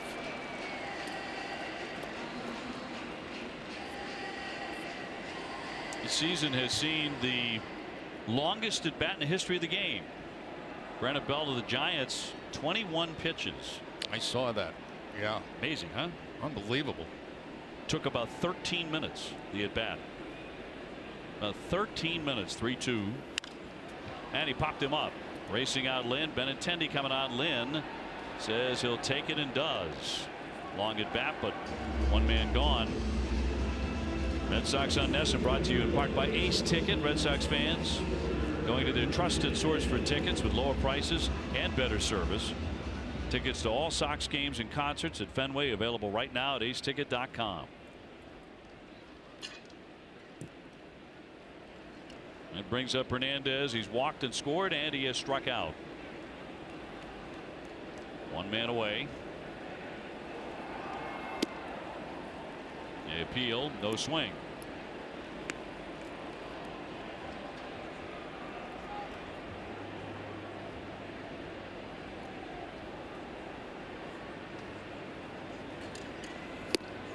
Right past him on a change.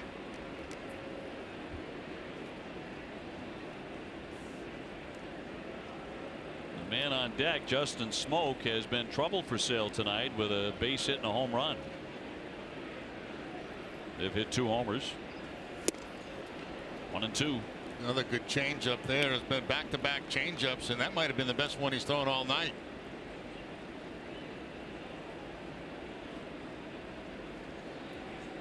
Sale whiffed him in the third inning.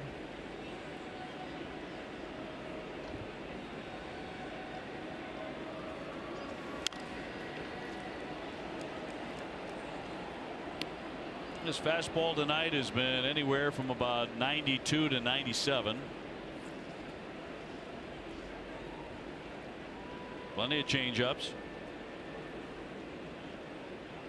He has only walked one. He has hit a batter.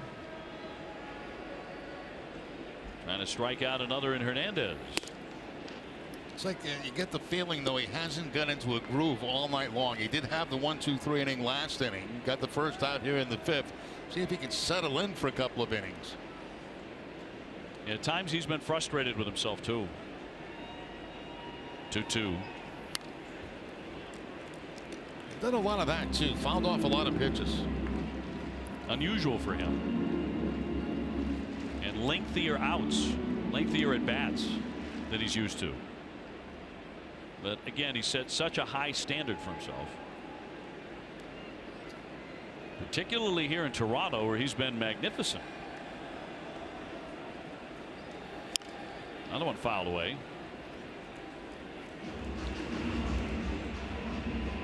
So he is up to 82 pitches here with one out in the fifth. No activity in the bullpen.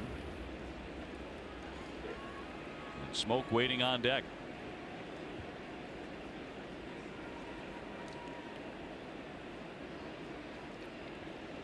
The Blue Jays will be getting the lion's share of the attention moving forward for the sports fan here in Toronto.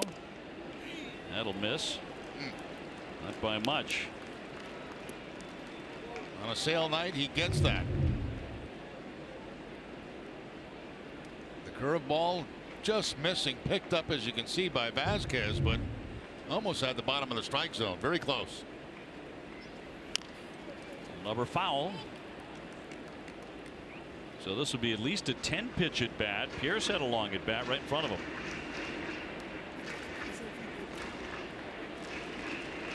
Season high is 110, and now Vasquez is going to give him a little bit of a break here. And coming out to chat.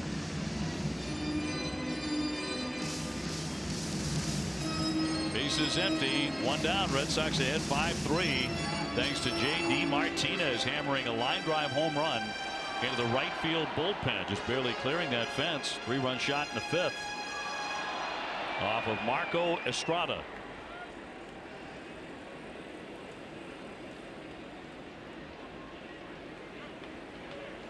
Yep, so with a chance to catch his breath. Here comes the 3-2. And he walked him. Walks him for the second time. So Toronto with a base runner and Smoke coming up, and he's been difficult to handle tonight for the southpaw. Single and a homer.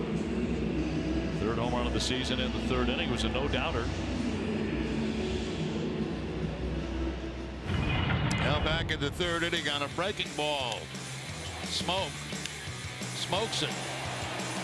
And Sale knew about it right away. He just turned his head, didn't want to watch it go over the fence.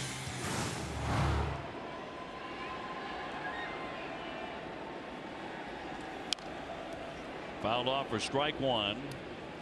Smoke came in with decent numbers against the left-hander. His career .286 lifetime against Chris Sale.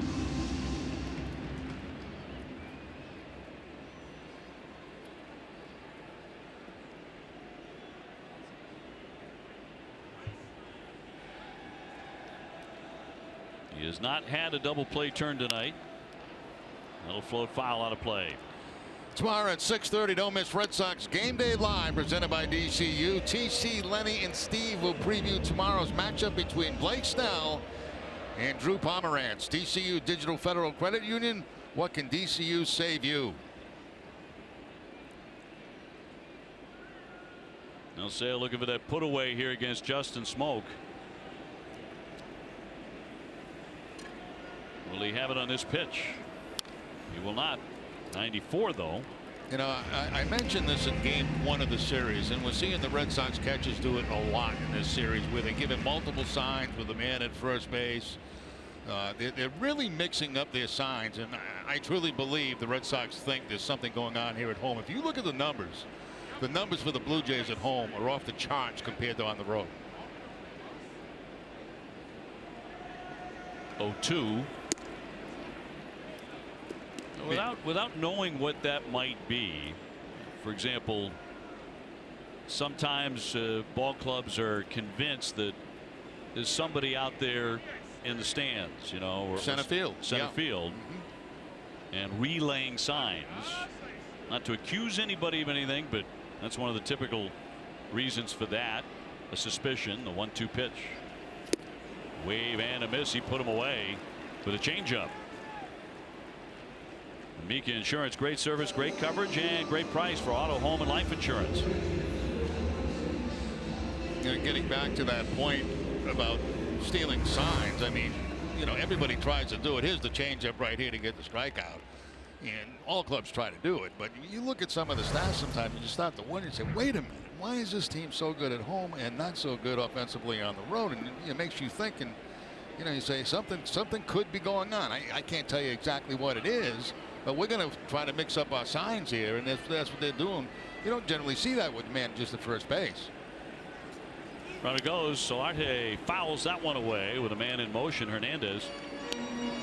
There's been suspicions, in baseball as long as I've been in baseball that's going on, and it has gone on. Remember one time when the Red Sox caught the Cleveland Indians in Cleveland. Center getting signs from center field. They had to cover up a camera out there. Remember that? Sure. It goes back to the beginning of baseball time. Solarte has been hit by a pitch and lined to center. And he pops that one to right field. Martinez charging hard to the line. He's there to make the play. That will strand one base runner.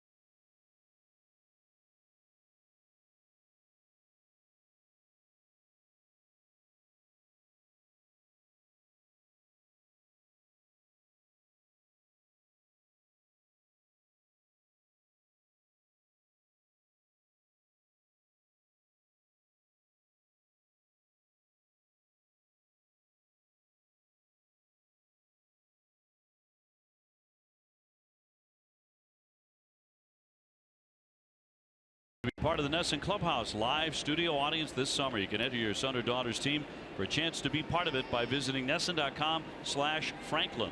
Selected teams also win batting gloves courtesy of Franklin Sports. Eduardo Nunez to begin the 6th inning. Red Sox ahead 5-3 here in Toronto. New pitcher is Aaron Luke, the left-hander out of the bullpen. So Estrada is done after 5, giving up 5 runs, 8 hits. And one of those a double to Nunez, Eduardo's first career hit against Estrada. a pretty good piece of hitting. He was not thrilled with that call. He thought that ball was down, so the left-hander on. It's Nunez, Devers, Vasquez in this inning.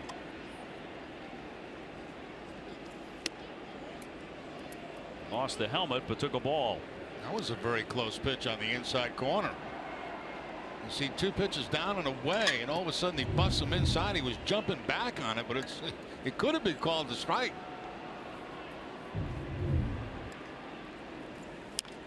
1-2, a little roller toward third, but foul.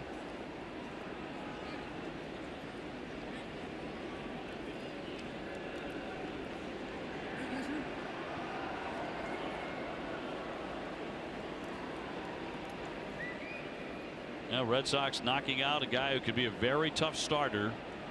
They got to Estrada.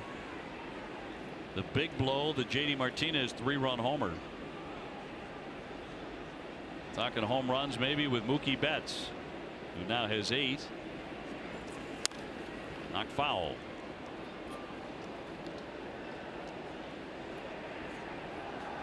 Oh, working in the bullpen, the right-hander from South Korea.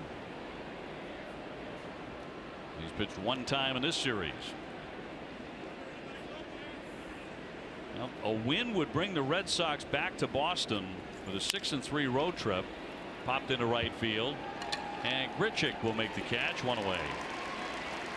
Tomorrow at 6, don't miss Red Sox first pitch, presented by Joseph Abboud, available at Men's Warehouse. TC, Lenny, and Steve will preview the Rays series. That is next on the homestand, which will also include the Kansas City Royals for the first time.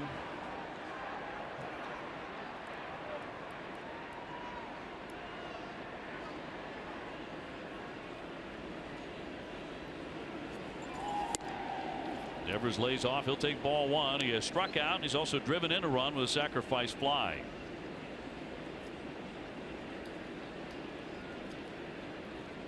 Red Sox in the month of April are 16-4 with 5 games remaining, including this one. Red Sox have never won more than 18 games in April. They did it in 1998, 2003, and 2013.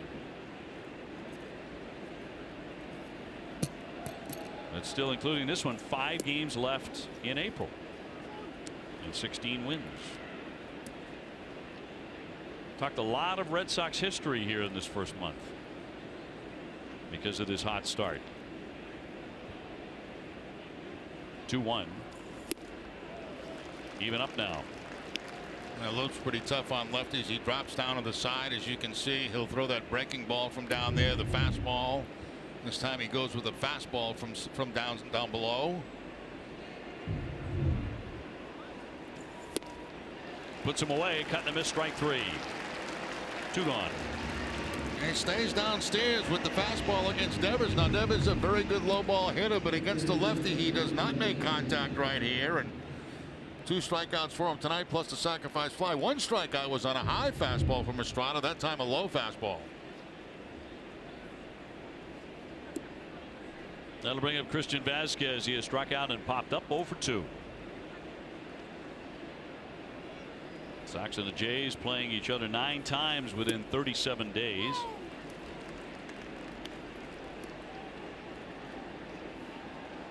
Playing Tampa Bay a ton in the first month.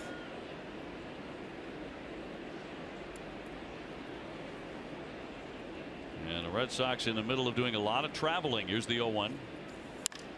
Liner on the move. Grichuk there. And the Red Sox go 1-2-3 in the 6th.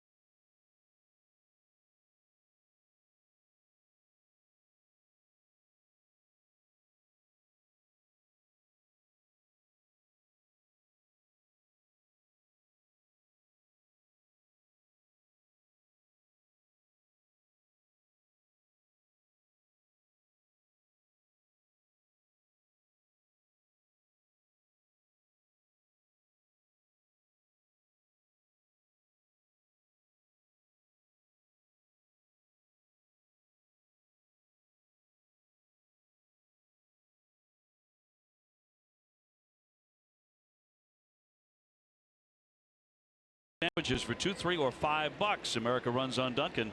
Participation may vary. Limited time offer. Restrictions apply.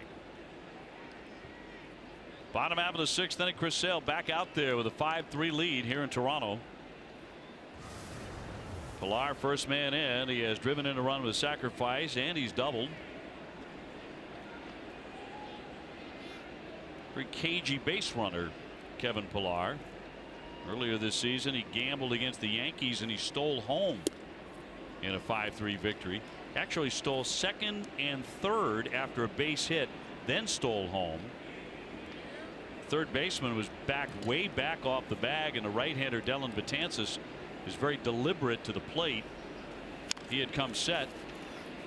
Roller foul here, and then Pilar took off and stole home. Turned out to be a key play in the game. How many times you do that in your career? I never stole second, third, and home. No, never done that. It's impressive. Yeah, he's got 4 steals on a season. 3 of them came that one play. Yeah. He said he had talked about it in spring training with Curtis Granderson. He said, if I get the chance this year, it makes sense. It's a good gamble. I'm going to do it. He pulled it off against the Yankees. I remember Jacoby Ellsbury did it against the Yankees. 1-2.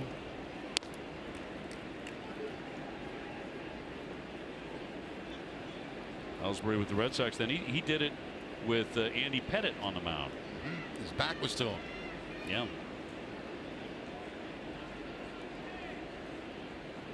One, two. So far, 4 strikeouts for Chris tonight.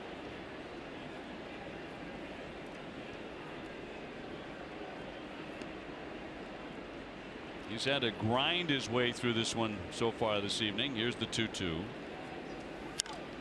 And a fly ball. Betts and Martinez. Martinez there in right. One gone. Time for a game break. Brought to you by Jordan's, the furniture store of the Boston Red Sox. Here's Tom Caron.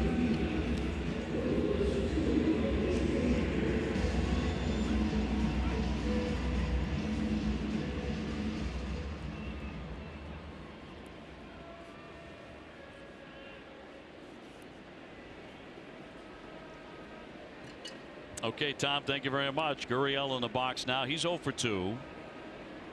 Sale has had only 1-1-2-3. That was in the 4th inning. We showed you Carson Smith warming up a little earlier. He's out there throwing in the Sox pen beyond the right field fence. We're up to 98 pitches right now for Sale.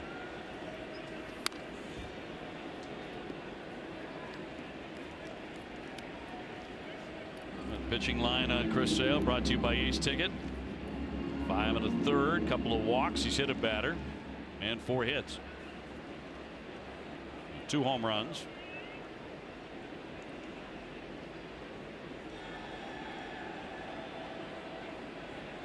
Looking for another K in the book.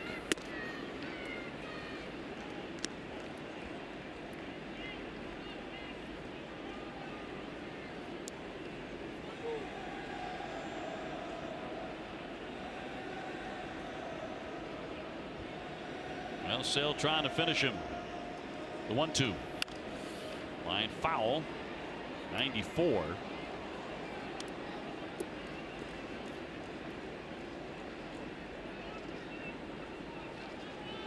Sox looking to come back to Boston with a 19-5 record.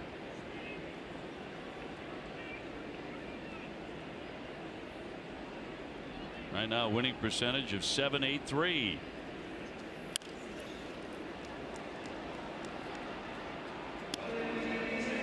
Lots of foul balls tonight off the lefty. Yeah, there really have been. Certainly not the A game for Sale, but he does have the lead.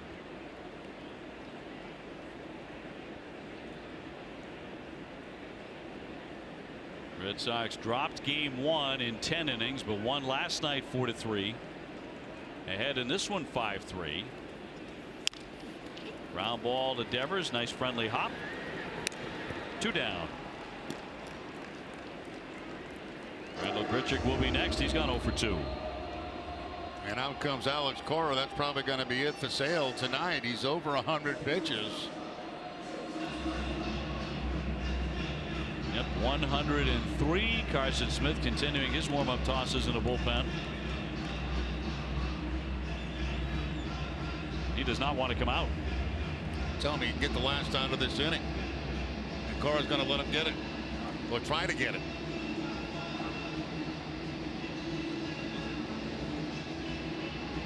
So a lot of pitches by his standard with 2 down in the 6th inning, but he wants to get one more out before he calls it a night. Yep, this will be the last hitter one way or the other.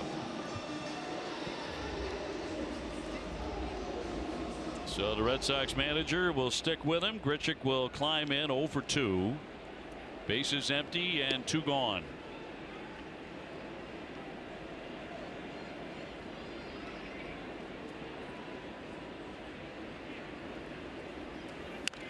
And he popped him up right around home plate. Vasquez there and makes the catch to retire the side.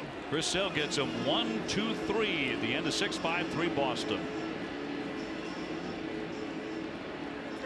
One pitch.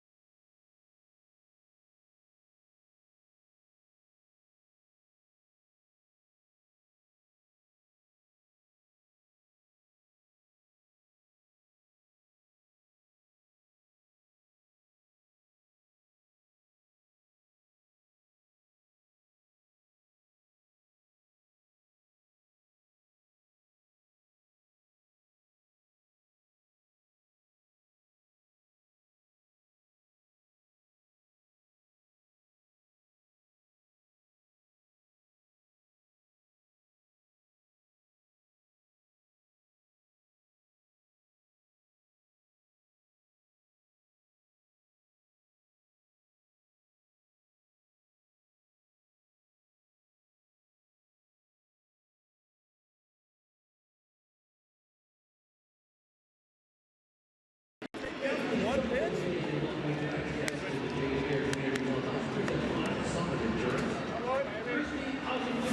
Now this is 1 pitch. Our 180 moment of the game brought to you by Awaken 180 Weight Loss, your long-term solution for weight loss and the official weight loss program of the Boston Red Sox. So on to the 7th. Sox ahead 5-3. And Chris Sale done for the night, it would appear, and you know, even if he's a little bit off, he still gives you a quality start. Well, you get, runs in the first 3 innings and shut him down after that for 3 innings. Once the Red Sox got the lead, he got a little bit tougher.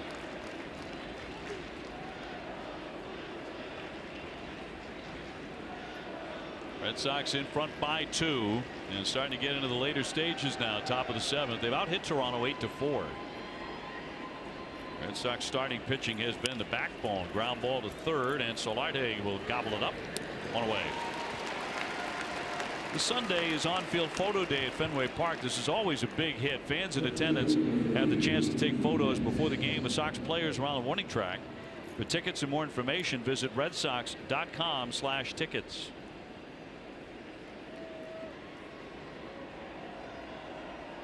Used to love photo day as a kid and bat day. Remember bat day? Yes, bat day. Yep. Which could get a little dangerous. Yeah, especially if the Red Sox are having a bad day. Sox were having a bad day or a bad month. And in those days, they had quite a few bad days. It was not really a great idea to be handing out objects like that. Mookie in this one is 0 for 3. It's popped up, flied out again.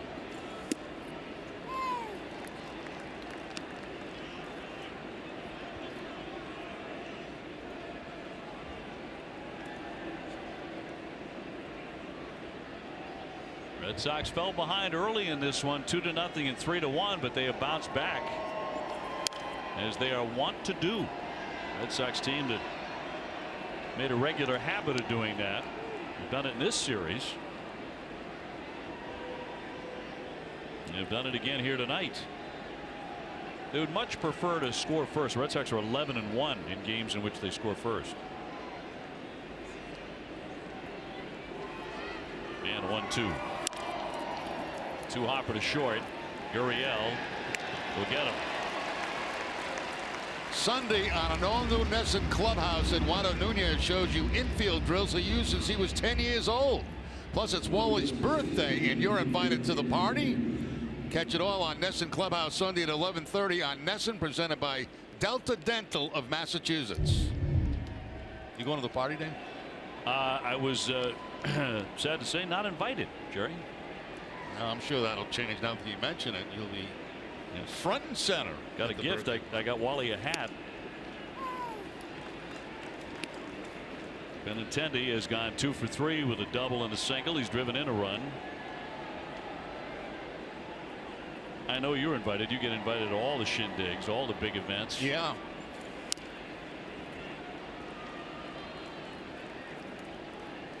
Oh, 2 on Benintendi, who's had a bit of a star-crossed series, but a good night at the plate with 2 hits. He has been picked off at second. It drove in his 14th run. We had the 2-base hit in the 3rd. That was against Estrada, and here he'll be struck out looking. So the Red Sox go quietly in the 7th.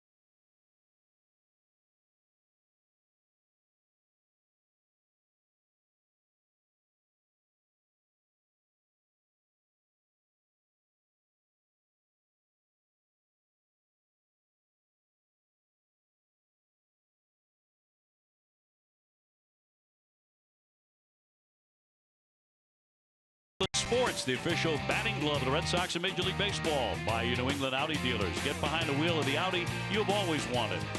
And by LL Bean. If it's outside, we're all in. Now open at One Seaport in Boston. Last night in Toronto for the Red Sox, at least for a couple of weeks, and they're right back here. 5-3 on top of the Blue Jays. We go to the bottom half of the 7th inning and a pitching change. Chris Sale finished for the night. He can get the win. He went 6, just 5 hits, 3 runs. Gives way to Carson Smith. Well, Carson Smith making his 10th appearance of the season. Only 7 innings so far this year. 5 hits and 6 walks, which is unusual. He does have the 8 strikeouts and opponents hitting 192 off Carson Smith. And remember, it is the Red Sox first night for a while without Joe Kelly, who's become such a valuable part of the bullpen these last couple of years, really pitching great, and has to serve his 6-game suspension beginning tonight. So we'll see how Alex Cora pieces together the bullpen, particularly when we get to the 8th and, well, the 9th inning belongs to one man. His 100th career appearance, and it's in there for a strike on Maley. Maley has been punched out twice.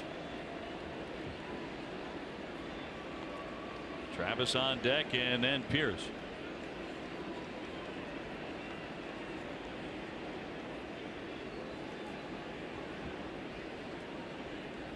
And the righty's 0-1.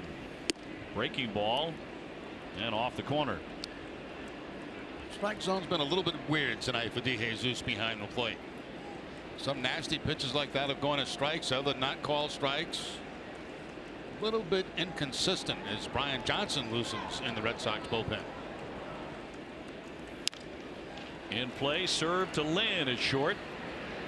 Plenty of time to set him down, 1 away. You know, it's weird. Before the game here tonight at the Rogers Center, they had I guess every Thursday they have a band that plays out in center field prior to the game. Very loud, Dave, as you know. Very loud.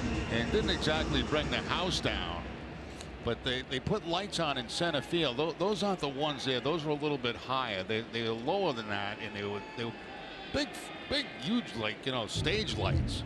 And the Red Sox happened to be taking batting practice at the time. There they are. They're off right now. And all of a sudden, those lights went on in the middle of batting practice, and I can't imagine how they were seeing the baseball coming in. They could light up the whole city of Toronto when they're on. Oh yeah, it was quite a display. I mean, this band out there playing, and it was like a lot of noise, but not much reaction from the crowd. No. Travis is homered and grounded out. The timing of it was, it gave you pause. The fact that it was during Red Sox batting practice. Yeah, and the lights go on. Incredibly bright, like gigantic spotlights, just as the Red Sox were hitting. 1-1 is outside. They're called blinders, those lights. That's They certainly are.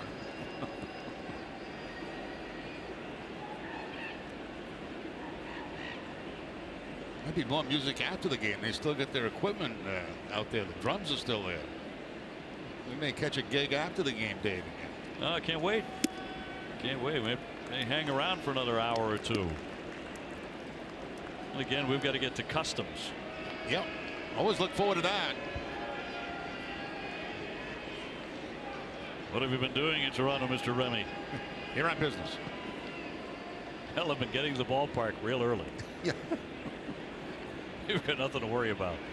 Here's the 3-1.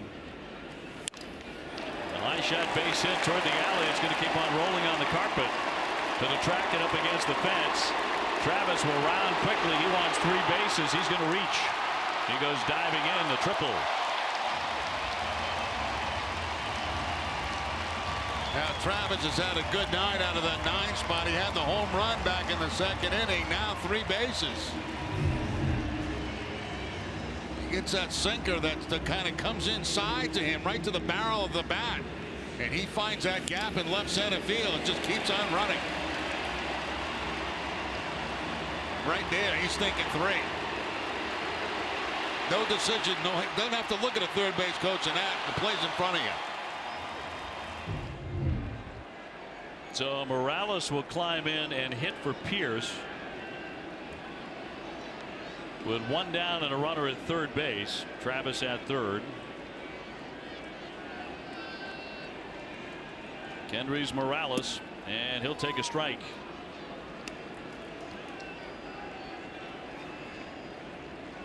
Morales did not start, so a pinch hitter here. 205 with 1 home run. Certainly a fly ball guy, and that's what they're looking for right now. to try and tighten up the ball game.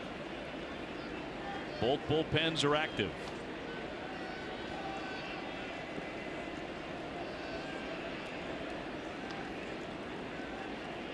Bottom of the 7th, Red Sox up by 2.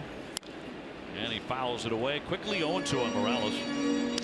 Red Sox have switched out their bullpen to a right-hander. It looks like Barnes. It is.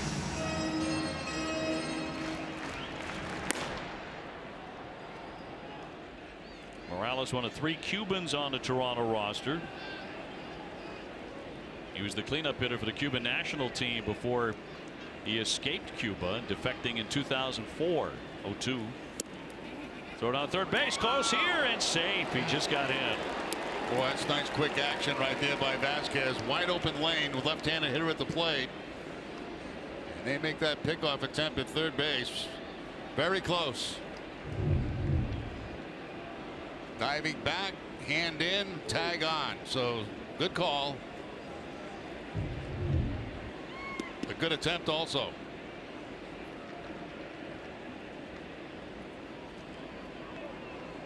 One, two.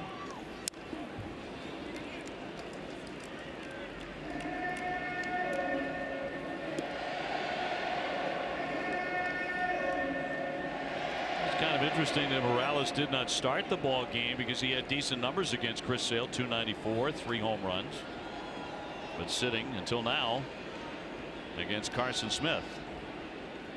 Travis at third with 1 out. And a ground ball off the pitcher's glove. It deflects to Lynn. A run will score as Morales is out. So this is a 1-run game now, 5-4, as Morales drives in Travis. Now the Red Sox in the shift. They get the ground ball with the infield back. It should be back. They're up by 2 runs. Now make it 1 as Morales gets the run in with the ground ball. So the triple pays dividends, and now the base is empty. It'll be Teoscar Hernandez, who has walked a couple of times and whiffed. 5-4 Boston in the 7th. Sox win, they take the series. That's a base hit down the line. That'll keep on rolling. Martinez giving chase. Hernandez to second base. As the throw comes in, he'll be content with a double. Second extra base hit in the inning off of Carson Smith. I'll tell you what, that's some very good hitting by Hernandez. Watch this pitch, how it tails inside, but his hands get inside the baseball and is able to muscle that ball and push it to the opposite field, right down the first base line. I mean, a lot of times that kind of pitch will jam a hitter, but not that time. Out comes Cora. Well, he's got Barnes ready. Rough outing for Smith as he gives up a triple and a double and a run. So far, the man at second belongs to him.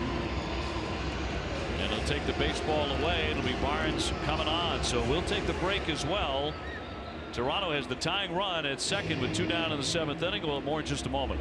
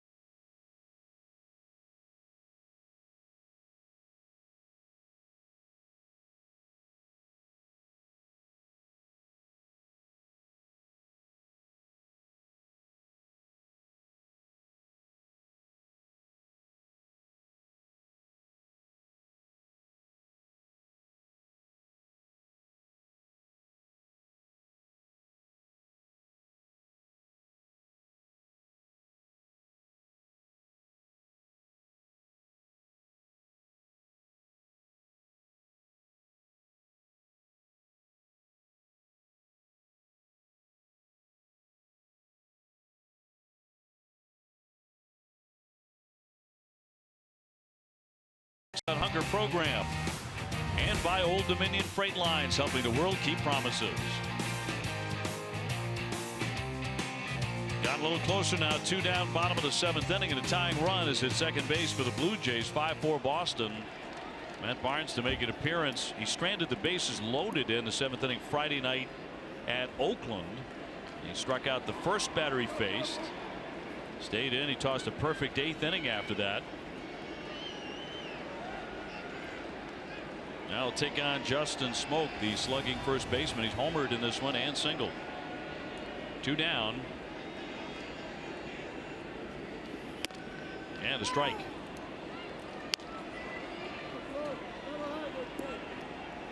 So a double by Teoscar Hernandez.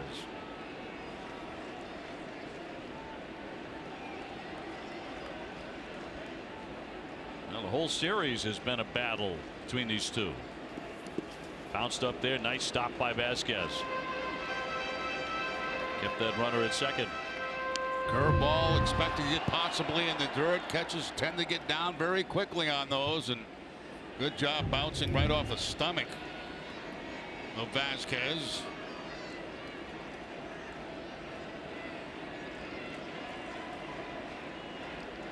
Smoak with 3 home runs. He hit a career high 38 last year. Here's the 1-1. That's a strike right at the bottom of the strike zone. He didn't like it. Yeah, you know, one's a strike, one's not a strike. So the hitters are getting frustrated because they don't know which way this is going to go. You can see how far up Vasquez pulls that ball into the strike zone, but very questionable call. Red Sox will take it. 97 miles an hour.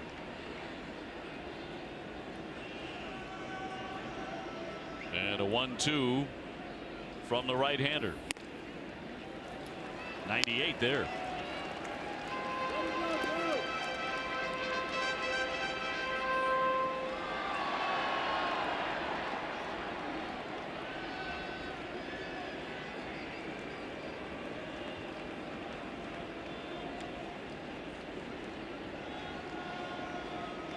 And is a decent lead away from second with 2 down. The 2-2 to Smoak. Swing and a miss. He struck him out. Barnes does it again in a clutch spot.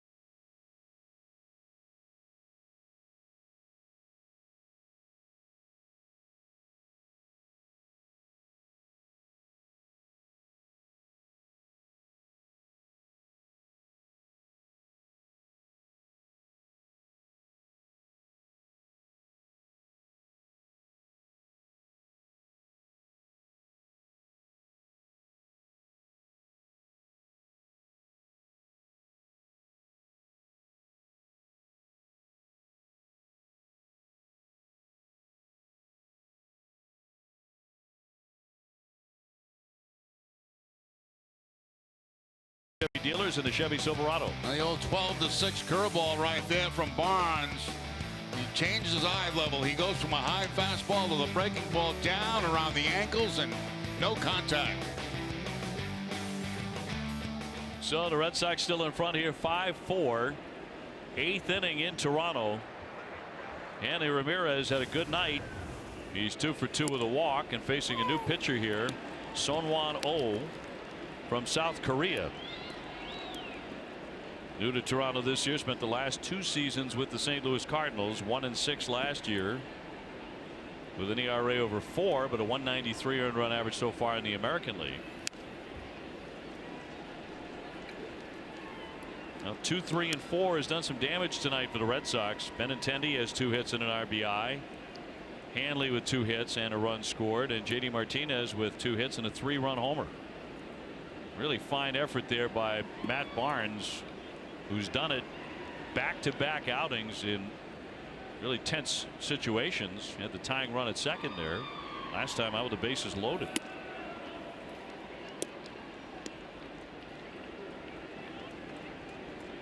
One and 2 on Ramirez.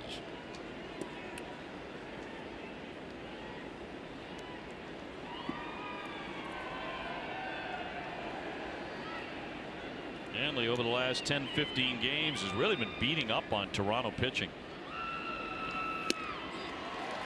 He goes down hacking. He strikes out, 1 away.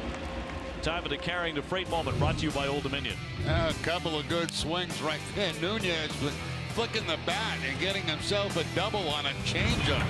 That was back in the 4th inning. Then JD Martinez gets a high fastball and just clears that right field fence. 3 big runs for the Red Sox.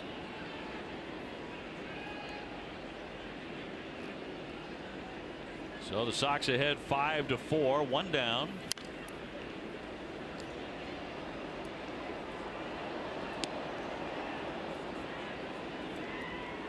JD with his 5th home run with his new ball club. He was on base 4 times last night, 2 more times tonight. Here's the 0-1.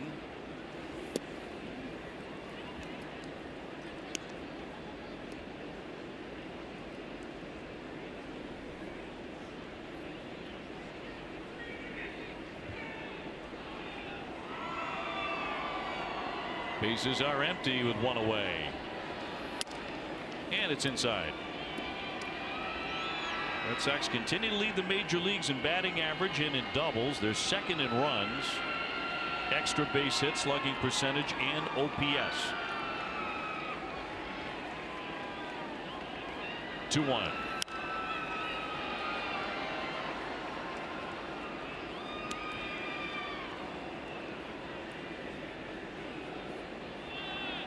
Red Sox will be home at Fenway Park tomorrow night at 7:10 against Tampa Bay. 4:05 on Saturday, 1:05 on Sunday. 2-2. You spoiled that one. That was a little bit of a hanger right there, a slider that stayed right over the middle and fouled off to the first base side by Martinez. This breaking ball did not do very much at all.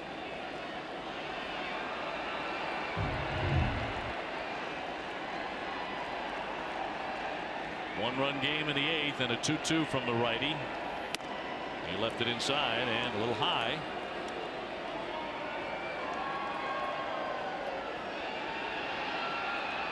Both bullpens are quiet at the moment. Chris Sale can win it for the Red Sox. Here's the 3-2. And a high pop-up. Pilar coming over. Says he has it. 2 gone. When hip and knee pain force you to sit out, make sure you visit the joint replacement experts at Beth Israel Deaconess Medical Center. Visit bidmc.org. So 2 away. Last 6 Red Sox have been retired in order, and Mitch Moreland will climb in. He's gone 0 for 3 tonight. Though he did reach on a fielder's choice in the 4th inning, and he came in to score.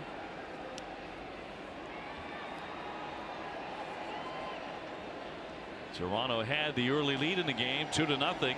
And then 3-1 before the Red Sox got 3 runs in the 5th inning on a home run by J.D.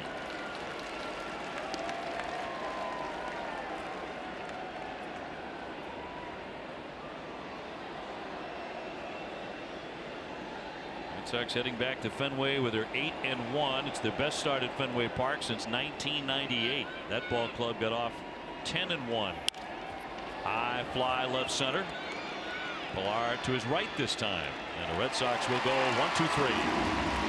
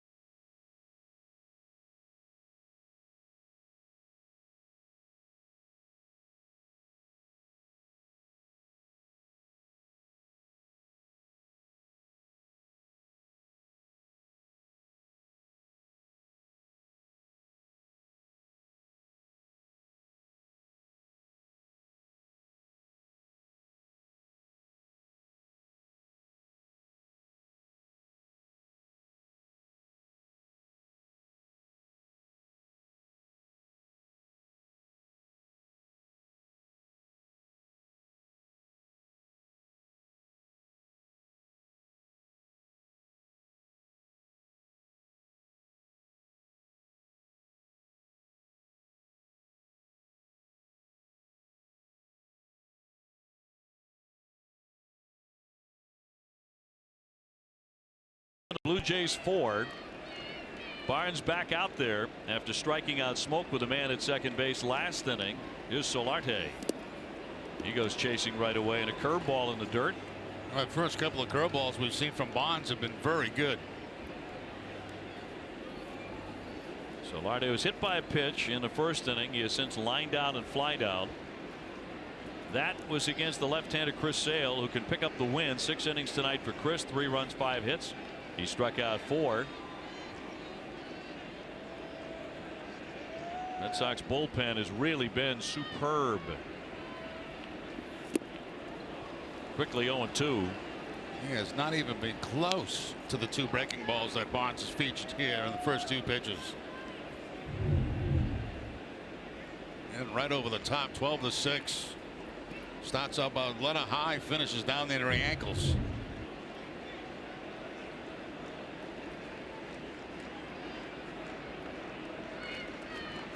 So Barnes with the 0-2 to Solarte. Until Carson Smith gave up a couple of hits and a run, opponents were batting just 124 against the Sox bullpen in the last 89 at bats. They get Barnes and the closer Osuna warming up.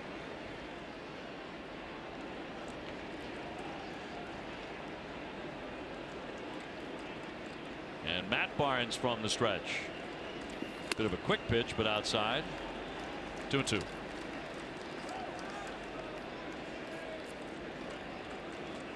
See if he shows him that hook again. Pilar on deck, and then Gurriel. That's 4, 5, and 6 for the Blue Jays.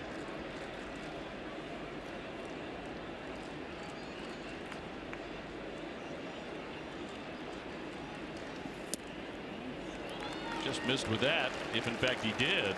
96, but he did not get the strike. Yeah, it could have been a strike, but you know, Vasquez was set up inside, had to reach away, so that makes it looks like it's outside. See where Vasquez is now. Watch location of the pitch.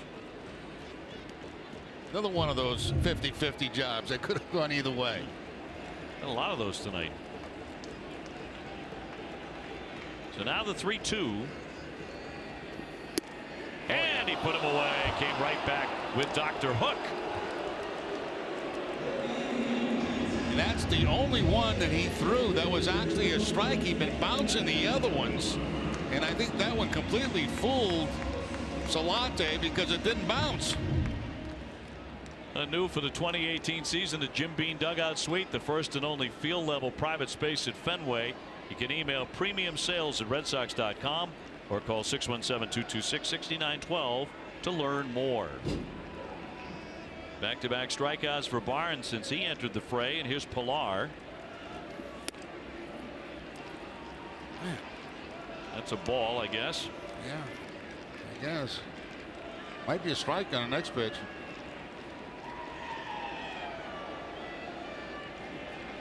Pilar's driven in a run with a sacrifice, doubled and fly to left.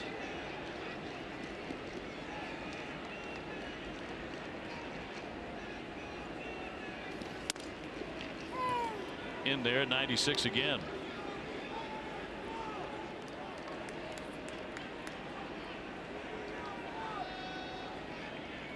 The ninth inning, Red Sox will have Nunez, Devers, and Vasquez due up for Alex Cora.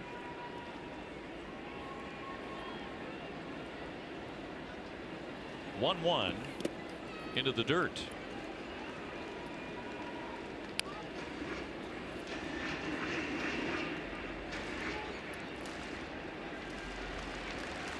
And Toronto with a couple of home runs tonight. Smoke has one and Travis has another, but Red Sox had the key blow, the JD Martinez 3-run shot in the 5th inning.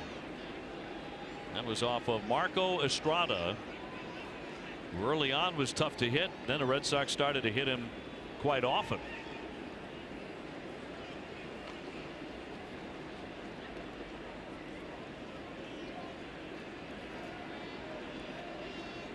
And the 2-1.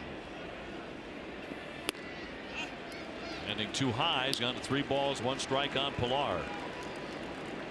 Pilar's not a guy you want on base in this situation because he obviously has the ability to steal a base, as Dave highlighted earlier in the ball game. He's also not a guy who walks very often. He will swing the bat.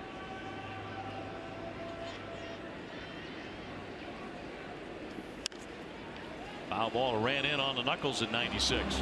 As he did right there, that ball was not a strike, it was inside. Could have been ball 4. Instead, he swings at it, makes it a 3-2 count. Just above the hands.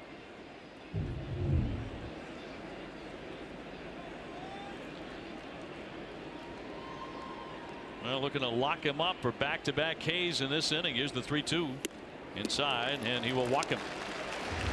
He could be a dangerous man to have on. Saturday on Dining Playbook, Billy and Jenny are headed to Braintree to check out the newest Davio's location.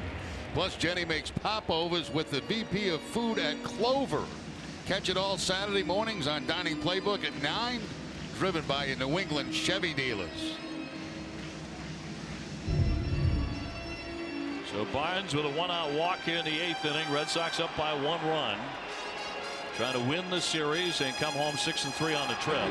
Granderson has come to the on-deck area, and in fact he's going to bat next for Gurriel. He was their hero in Game 1 with a 10th inning home run off of Craig Kimbrell to win the ball game. With a walk-off shot, so he's announced as a pinch hitter. A couple of nights ago, the fastball right down the middle from Kimbrell, and out goes the baseball a long way up to the second deck for the home run from Granderson.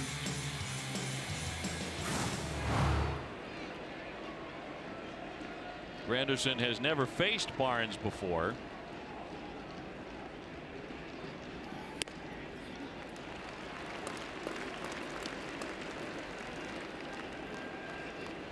Randall Grichuk on deck. Granderson off to a nice start with his new ball club. 321, 3 homers. Very popular guy in the clubhouse. He's got a tremendously upbeat personality. Cross for a strike.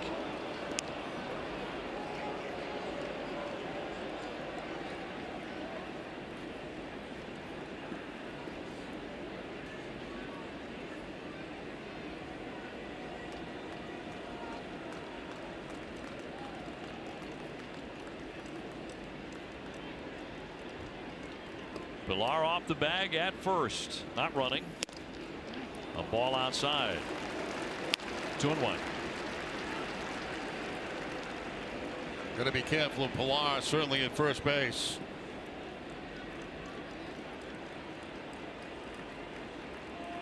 And of course, careful of Granderson, who has 20 home runs lifetime against Boston. A 2-1.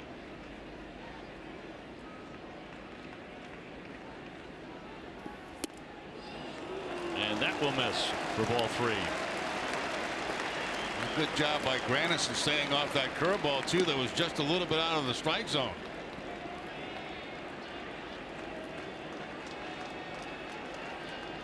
Well, he's given him a hitter's count. Bottom of the 8th, the base runner for Toronto as they trail by 1 run to Boston, and the 3-1. And he walked it. So back-to-back walks. Nobody warming in that bullpen. And Barnes suddenly having difficulty throwing strikes, and Dana Levangie will come out to try and find out what is up. Randall Grichuk will be next. He's gone 0 for 3.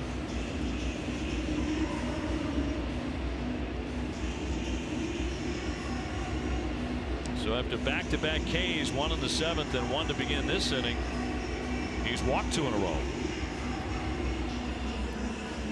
And tying run down at second base for the Blue Jays. See if Heath Hembree gets up and throws down there. He's available tonight. We have not seen him warm up in this game.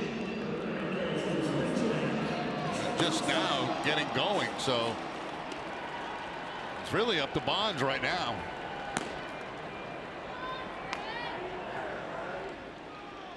Grichuk has pop foul, grounded to second, and pop foul again. And he will take ball 1, although where's that pitch? That looked like a pretty darn good pitch. I'm begging. Like a strike at the top of the strike zone. Well, this has been a tough to read strike zone. Certainly has. To put it mildly, the 1-0. 95 right there at the hollow of the knee. Just to remind you, if you're tuning in, missed the early news, Joe Kelly began serving his 6-game suspension today, so he won't be available for 6 games. Here's the 1-1. Little tapper. Barnes can't get to it. Lynn does. Throws to first. High throw. He held the bag for the out. The runners move up to second and third. And there are 2 gone. Well, what a play by Mitch Moreland at first base. That ball was taking off on Moreland. If that gets by him, you're talking about a tie ball game. Here's the throw right here at Sales, as you can see. And look at Moreland stretch out and just come back to make contact with the bag before Grichuk got there. Now, Toronto is looking at it to see if they want to challenge. I think Mitch got back. I think he came off and got back to the bag before they were on it. We'll see. Very close. They're going to look at it, though. I don't blame him. So this play is going to be under review. Play at first base. We'll take another look. Let's take another look. He's off the bag right now. Does he get back on it? Oh, he may not have. He might not have got back on it before the runner. Tough to tell because the first base coach is blocking. Let's take another look on this angle. That's a tough one. Really tough. Of course, they have to have enough evidence to overturn it in New York, and these aren't the only angles they're looking at because they have Toronto television as well.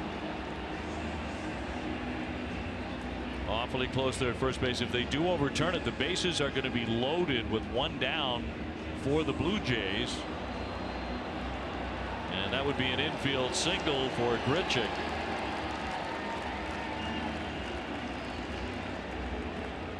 A huge call in the game here. Very big call in the game. Moreland made a fine play coming off the bag. The question is, did he get back on the bag before the runner's foot got there? Let's take another look, see if we can figure anything out. Well, here comes the decision. They are going to call him out. So they uphold the call, and it winds up being an outstanding play by Moreland, as you pointed out. And that means 2 down. That's, I mean, I have a tough time, you know, really seeing. I guess they did too. That's maybe why they couldn't turn it over. Yeah, I would think so. Not enough evidence to turn over the call. So that'll bring up Maley with runners at second and third and 2 gone. Barnes trying to hold on after walking 2 in the inning. Maley has struck out twice. He's also grounded the shortstop. 5-4 Red Sox.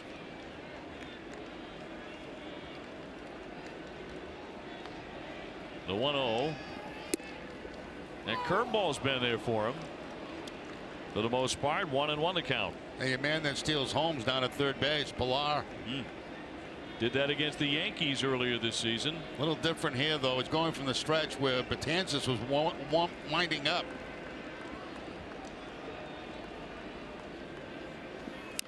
Fouled away, and it's 1-2. So Barnes a strike away from escaping this. Pilar at third. Granderson at second.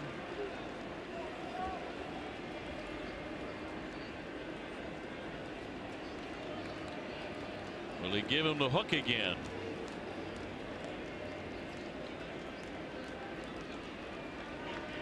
Here's the 1-2 pitch. Swing and a miss. He struck him out. He just blew him away with the heater. That strands runners at second and third for Toronto.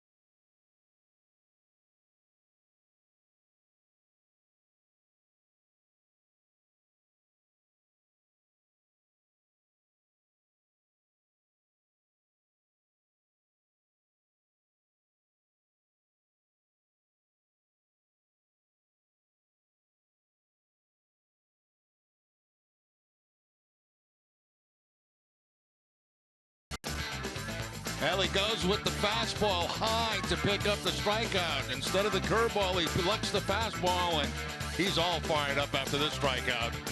Great big moment in the game. You know, you look at all the batters that Barnes faced, only one guy made contact on him.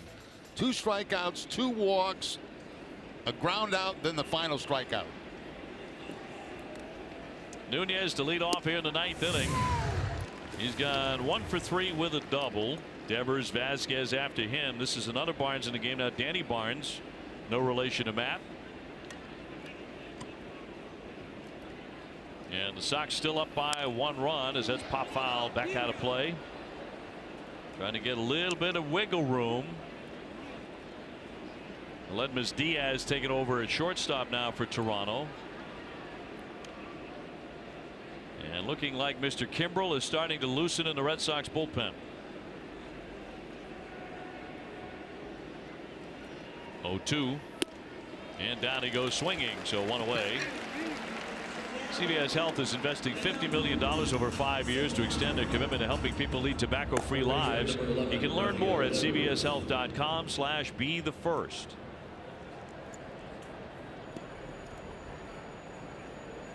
Last 11 Red Sox have been retired in order. So Devers trying to break that up.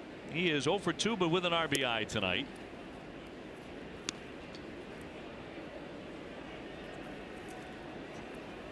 Now they've all been tight ones here in Toronto.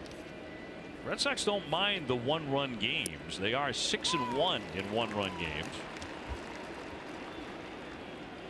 They have lost 1 and won 1 here. First one in extra innings went to the Blue Jays. Last night Red Sox were 4-3 winners.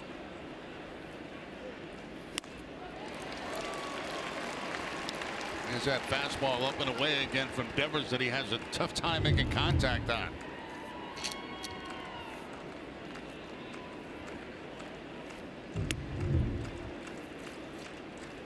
One, 2. That drifted away.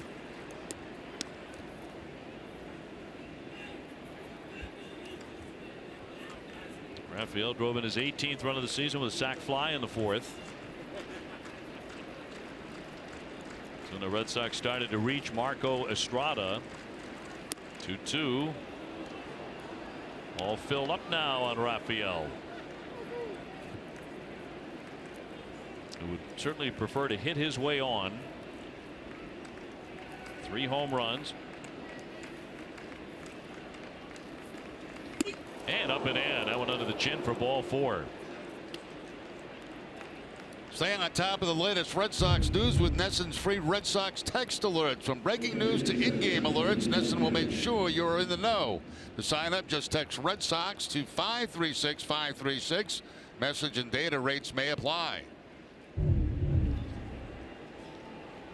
That Red Sox catcher could really use a hit. Vasquez 0 for 3 tonight. Hit the ball pretty well his last time up. He lined to right field. A hit and run guy too. It's not out of the realm of possibilities. You could see that play. Runner goes. And a swing and a fly to center field. Devers went all the way down to the bag. He's going to have to turn tail and head back. But you're exactly right. The Red Sox had a play on. 2 down. Yeah, and it was a tough pitch for Vasquez to work with. He threw him a breaking ball on the first pitch, so he's just trying to make contact. And the contact results in a little fly ball out to the outfield. Right there, you see the ball's away from him. He's got to swing because it's hit and run. He's got to protect Devers. And he had a wide open hole, too, between first and second, but he couldn't get the ball on the ground. 2 men out for Zhu-Wei Lin, who bats for the 3rd time. He came on to relieve Brock Holt after Brock doubled in the 3rd inning, but came up a bit lame because of a hamstring. Tender hamstring. The Red Sox will continue to evaluate Brock, who is scalding the ball. 9-game hitting streak. Xander Bogaerts will return tomorrow when the Red Sox come back home to take on Tampa Bay. They will get the regular shortstop back.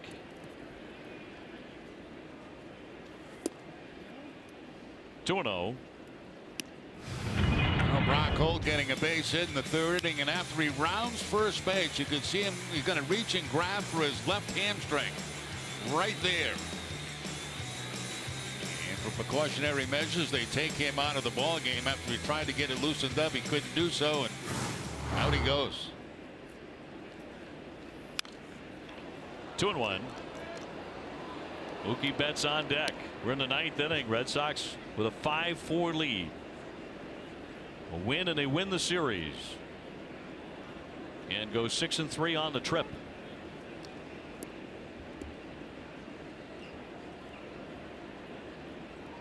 that's an outstanding road trip. Red Sox starting out on the West Coast.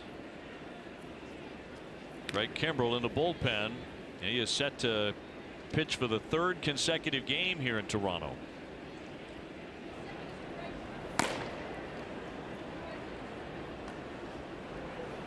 He mowed him down 1-2-3 last night. Devers on, 2 away. Here's the 2-1. Runner goes again. Throw down is high. He dives in and he is safe. A stolen base. And the Red Sox very smart, you know, when they take off and run. I mean, they're running against guys that do not have quick moves to home plate. It's a high throw, it's a rush throw, and Devers picks up the steal. So the Red Sox are now 21 for their last 21 in stolen bases against this club.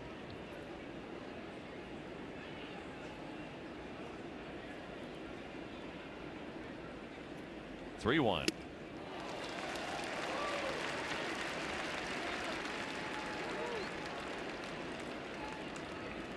Red Sox just last year went 30 for 33 against Toronto. It's the most they had as far as stolen bases in any season against an opponent since 1943. They have Toronto's number. 3-2. Popped up, twisting foul, back out of play. Yeah, that outfield can play shallow because Lynn's at the plate, so Devers is going to make sure that, you know, as soon as contact is made, he's off as quickly as possible because you can see they're all very shallow out there.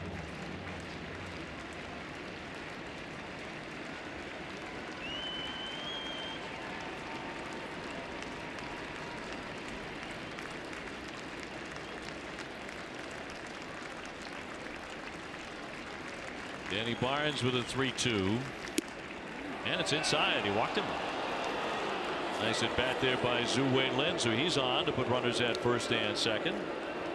It's a whole new ball game with RBI Baseball 18. RBI Baseball delivers an all new franchise mode and much more. Learn more at RBIGame.com. Rated E for everyone. So that walk gets the inning to this man.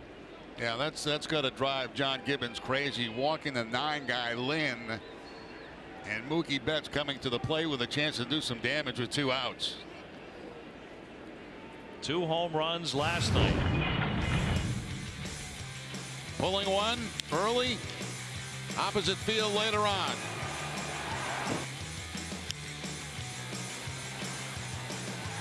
I'd like to see one of those right now. I don't care where it goes, what side. Pops it up instead, mile high into center. Travis out, Pilar in. Pilar calling everybody off. So we go to the bottom of the 9th inning. Craig Kimbrell coming on, trying to lock it down. The Red Sox leading 5-4.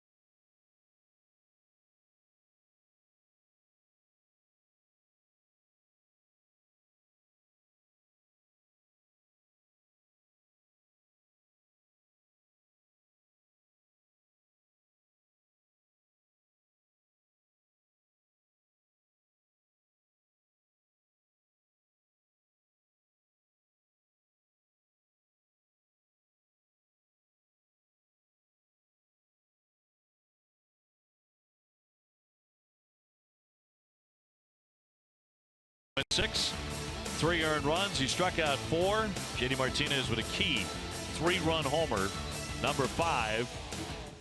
Smoke hit his 3rd of the season, but the Red Sox are up 5-4. Kimbrel is in the ball game, and every time a Red Sox pitcher strikes out a Blue Jays batter, Lexus donates $50 to the Greater Boston Food Bank.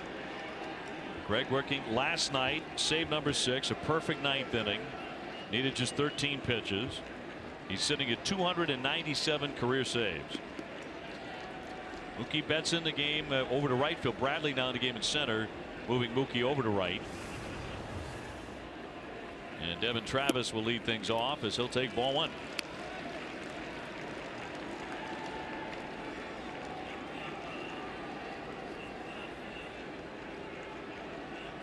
.096 ERA for the Red Sox closer.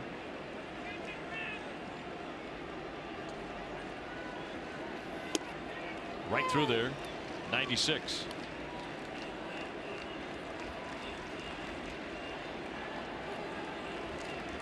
Morales on deck.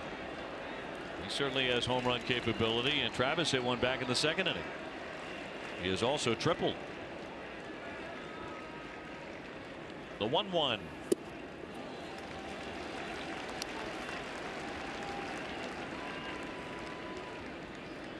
And remember, it has been an unusual plate tonight. Ramon De Jesus, the umpire.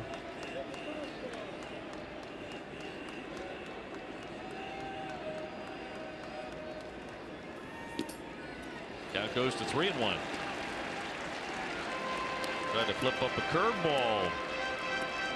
So a good count for Travis.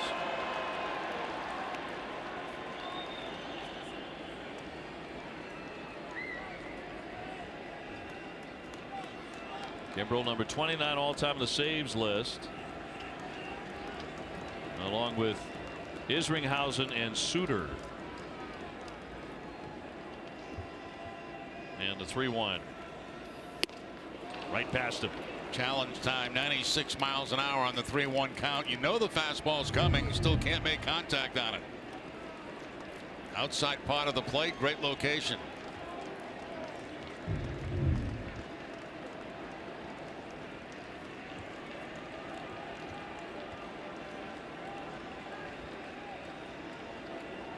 Trying to come back to get him, a 3-2. He does. He struck him out. 1 gone in the 9th. A little bit of help that time from Travis as he chases one that could have been ball 4. The fastball that's going to be up and out of the strike zone, rising.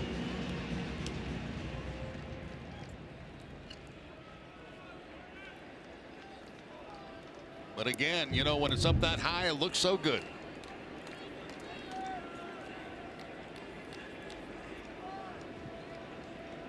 Well, here's Morales. He's gone 0 for 1 since entering the game in the 7th inning when he grounded out. But good power, and he's always looking to hit it out. That one skips right by to the backstop for ball 1.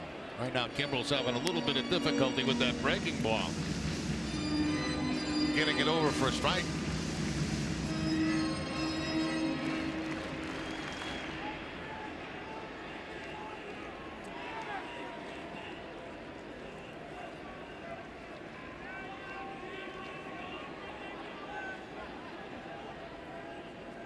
Base is empty. A shift on for the lefty hitter, and he popped him up. Devers with a long way to go. Look at Vasquez getting out there, but Devers has it right there in the lip of the coach's box for the 2nd out. Check out what events are coming up at Foxwoods Resort Casino, including on April 28th. Get the Let Out. So 2 gone. Bottom of the 9th. Red Sox an out away from their 19th win, and would end the road trip with a series victory here in Toronto. It's been a fascinating trip, which included the Red Sox first losing skid of the year, but they've recovered from that, and a win tonight would be 2 straight wins heading back home, and that's in there for a strike against Hernandez.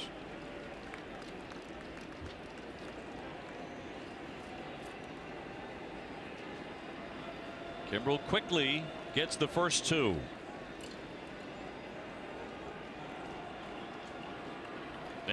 1-0. Didn't get that call. A little bit too low.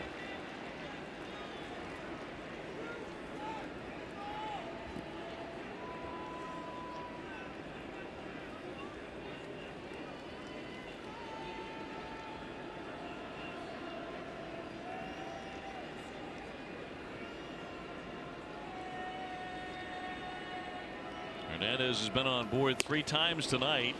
He's walked twice and doubled. He's also struck out.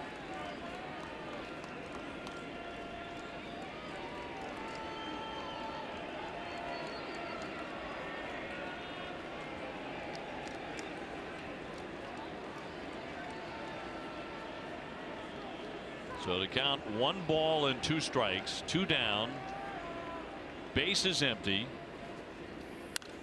And he spoiled that one. 97-mile-an-hour fastball. And Matt Barnes with some strong work out of the bullpen tonight. Kimbrel trying to make it a 1-2-3. Red Sox have to do it without Joe Kelly for 6 games. Big inning was that 3-run frame. The 3 runs off the bat of J.D. Martinez in the 5th to turn the game around, as he knocked it into the right field bullpen. Here's the 1-2.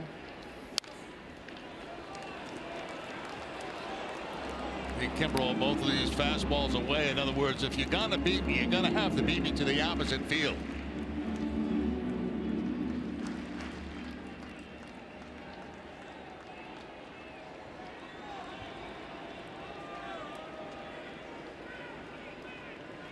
Trying to go back-to-back performances with perfect 9th innings. And a 1-2 to Hernandez.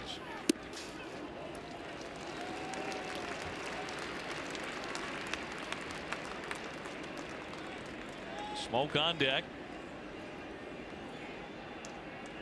The Red Sox can head on back to Fenway with a victory here tonight at 19-5. What a month it has been.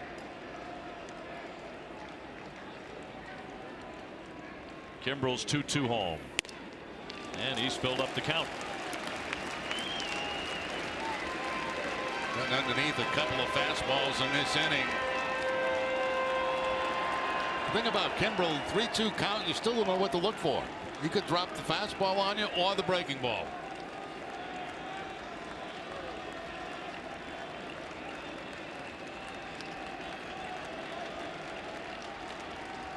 One strike away from a win. And the 3-2 coming. He popped him up sky high on the right side of the diamond. Moreland is there. Underneath it, he backs up. He's got it, and the Red Sox have won it. They win the series here in Toronto. 6-3 on the road trip. And Tom Caron, very impressive 7-1 in 1-run games.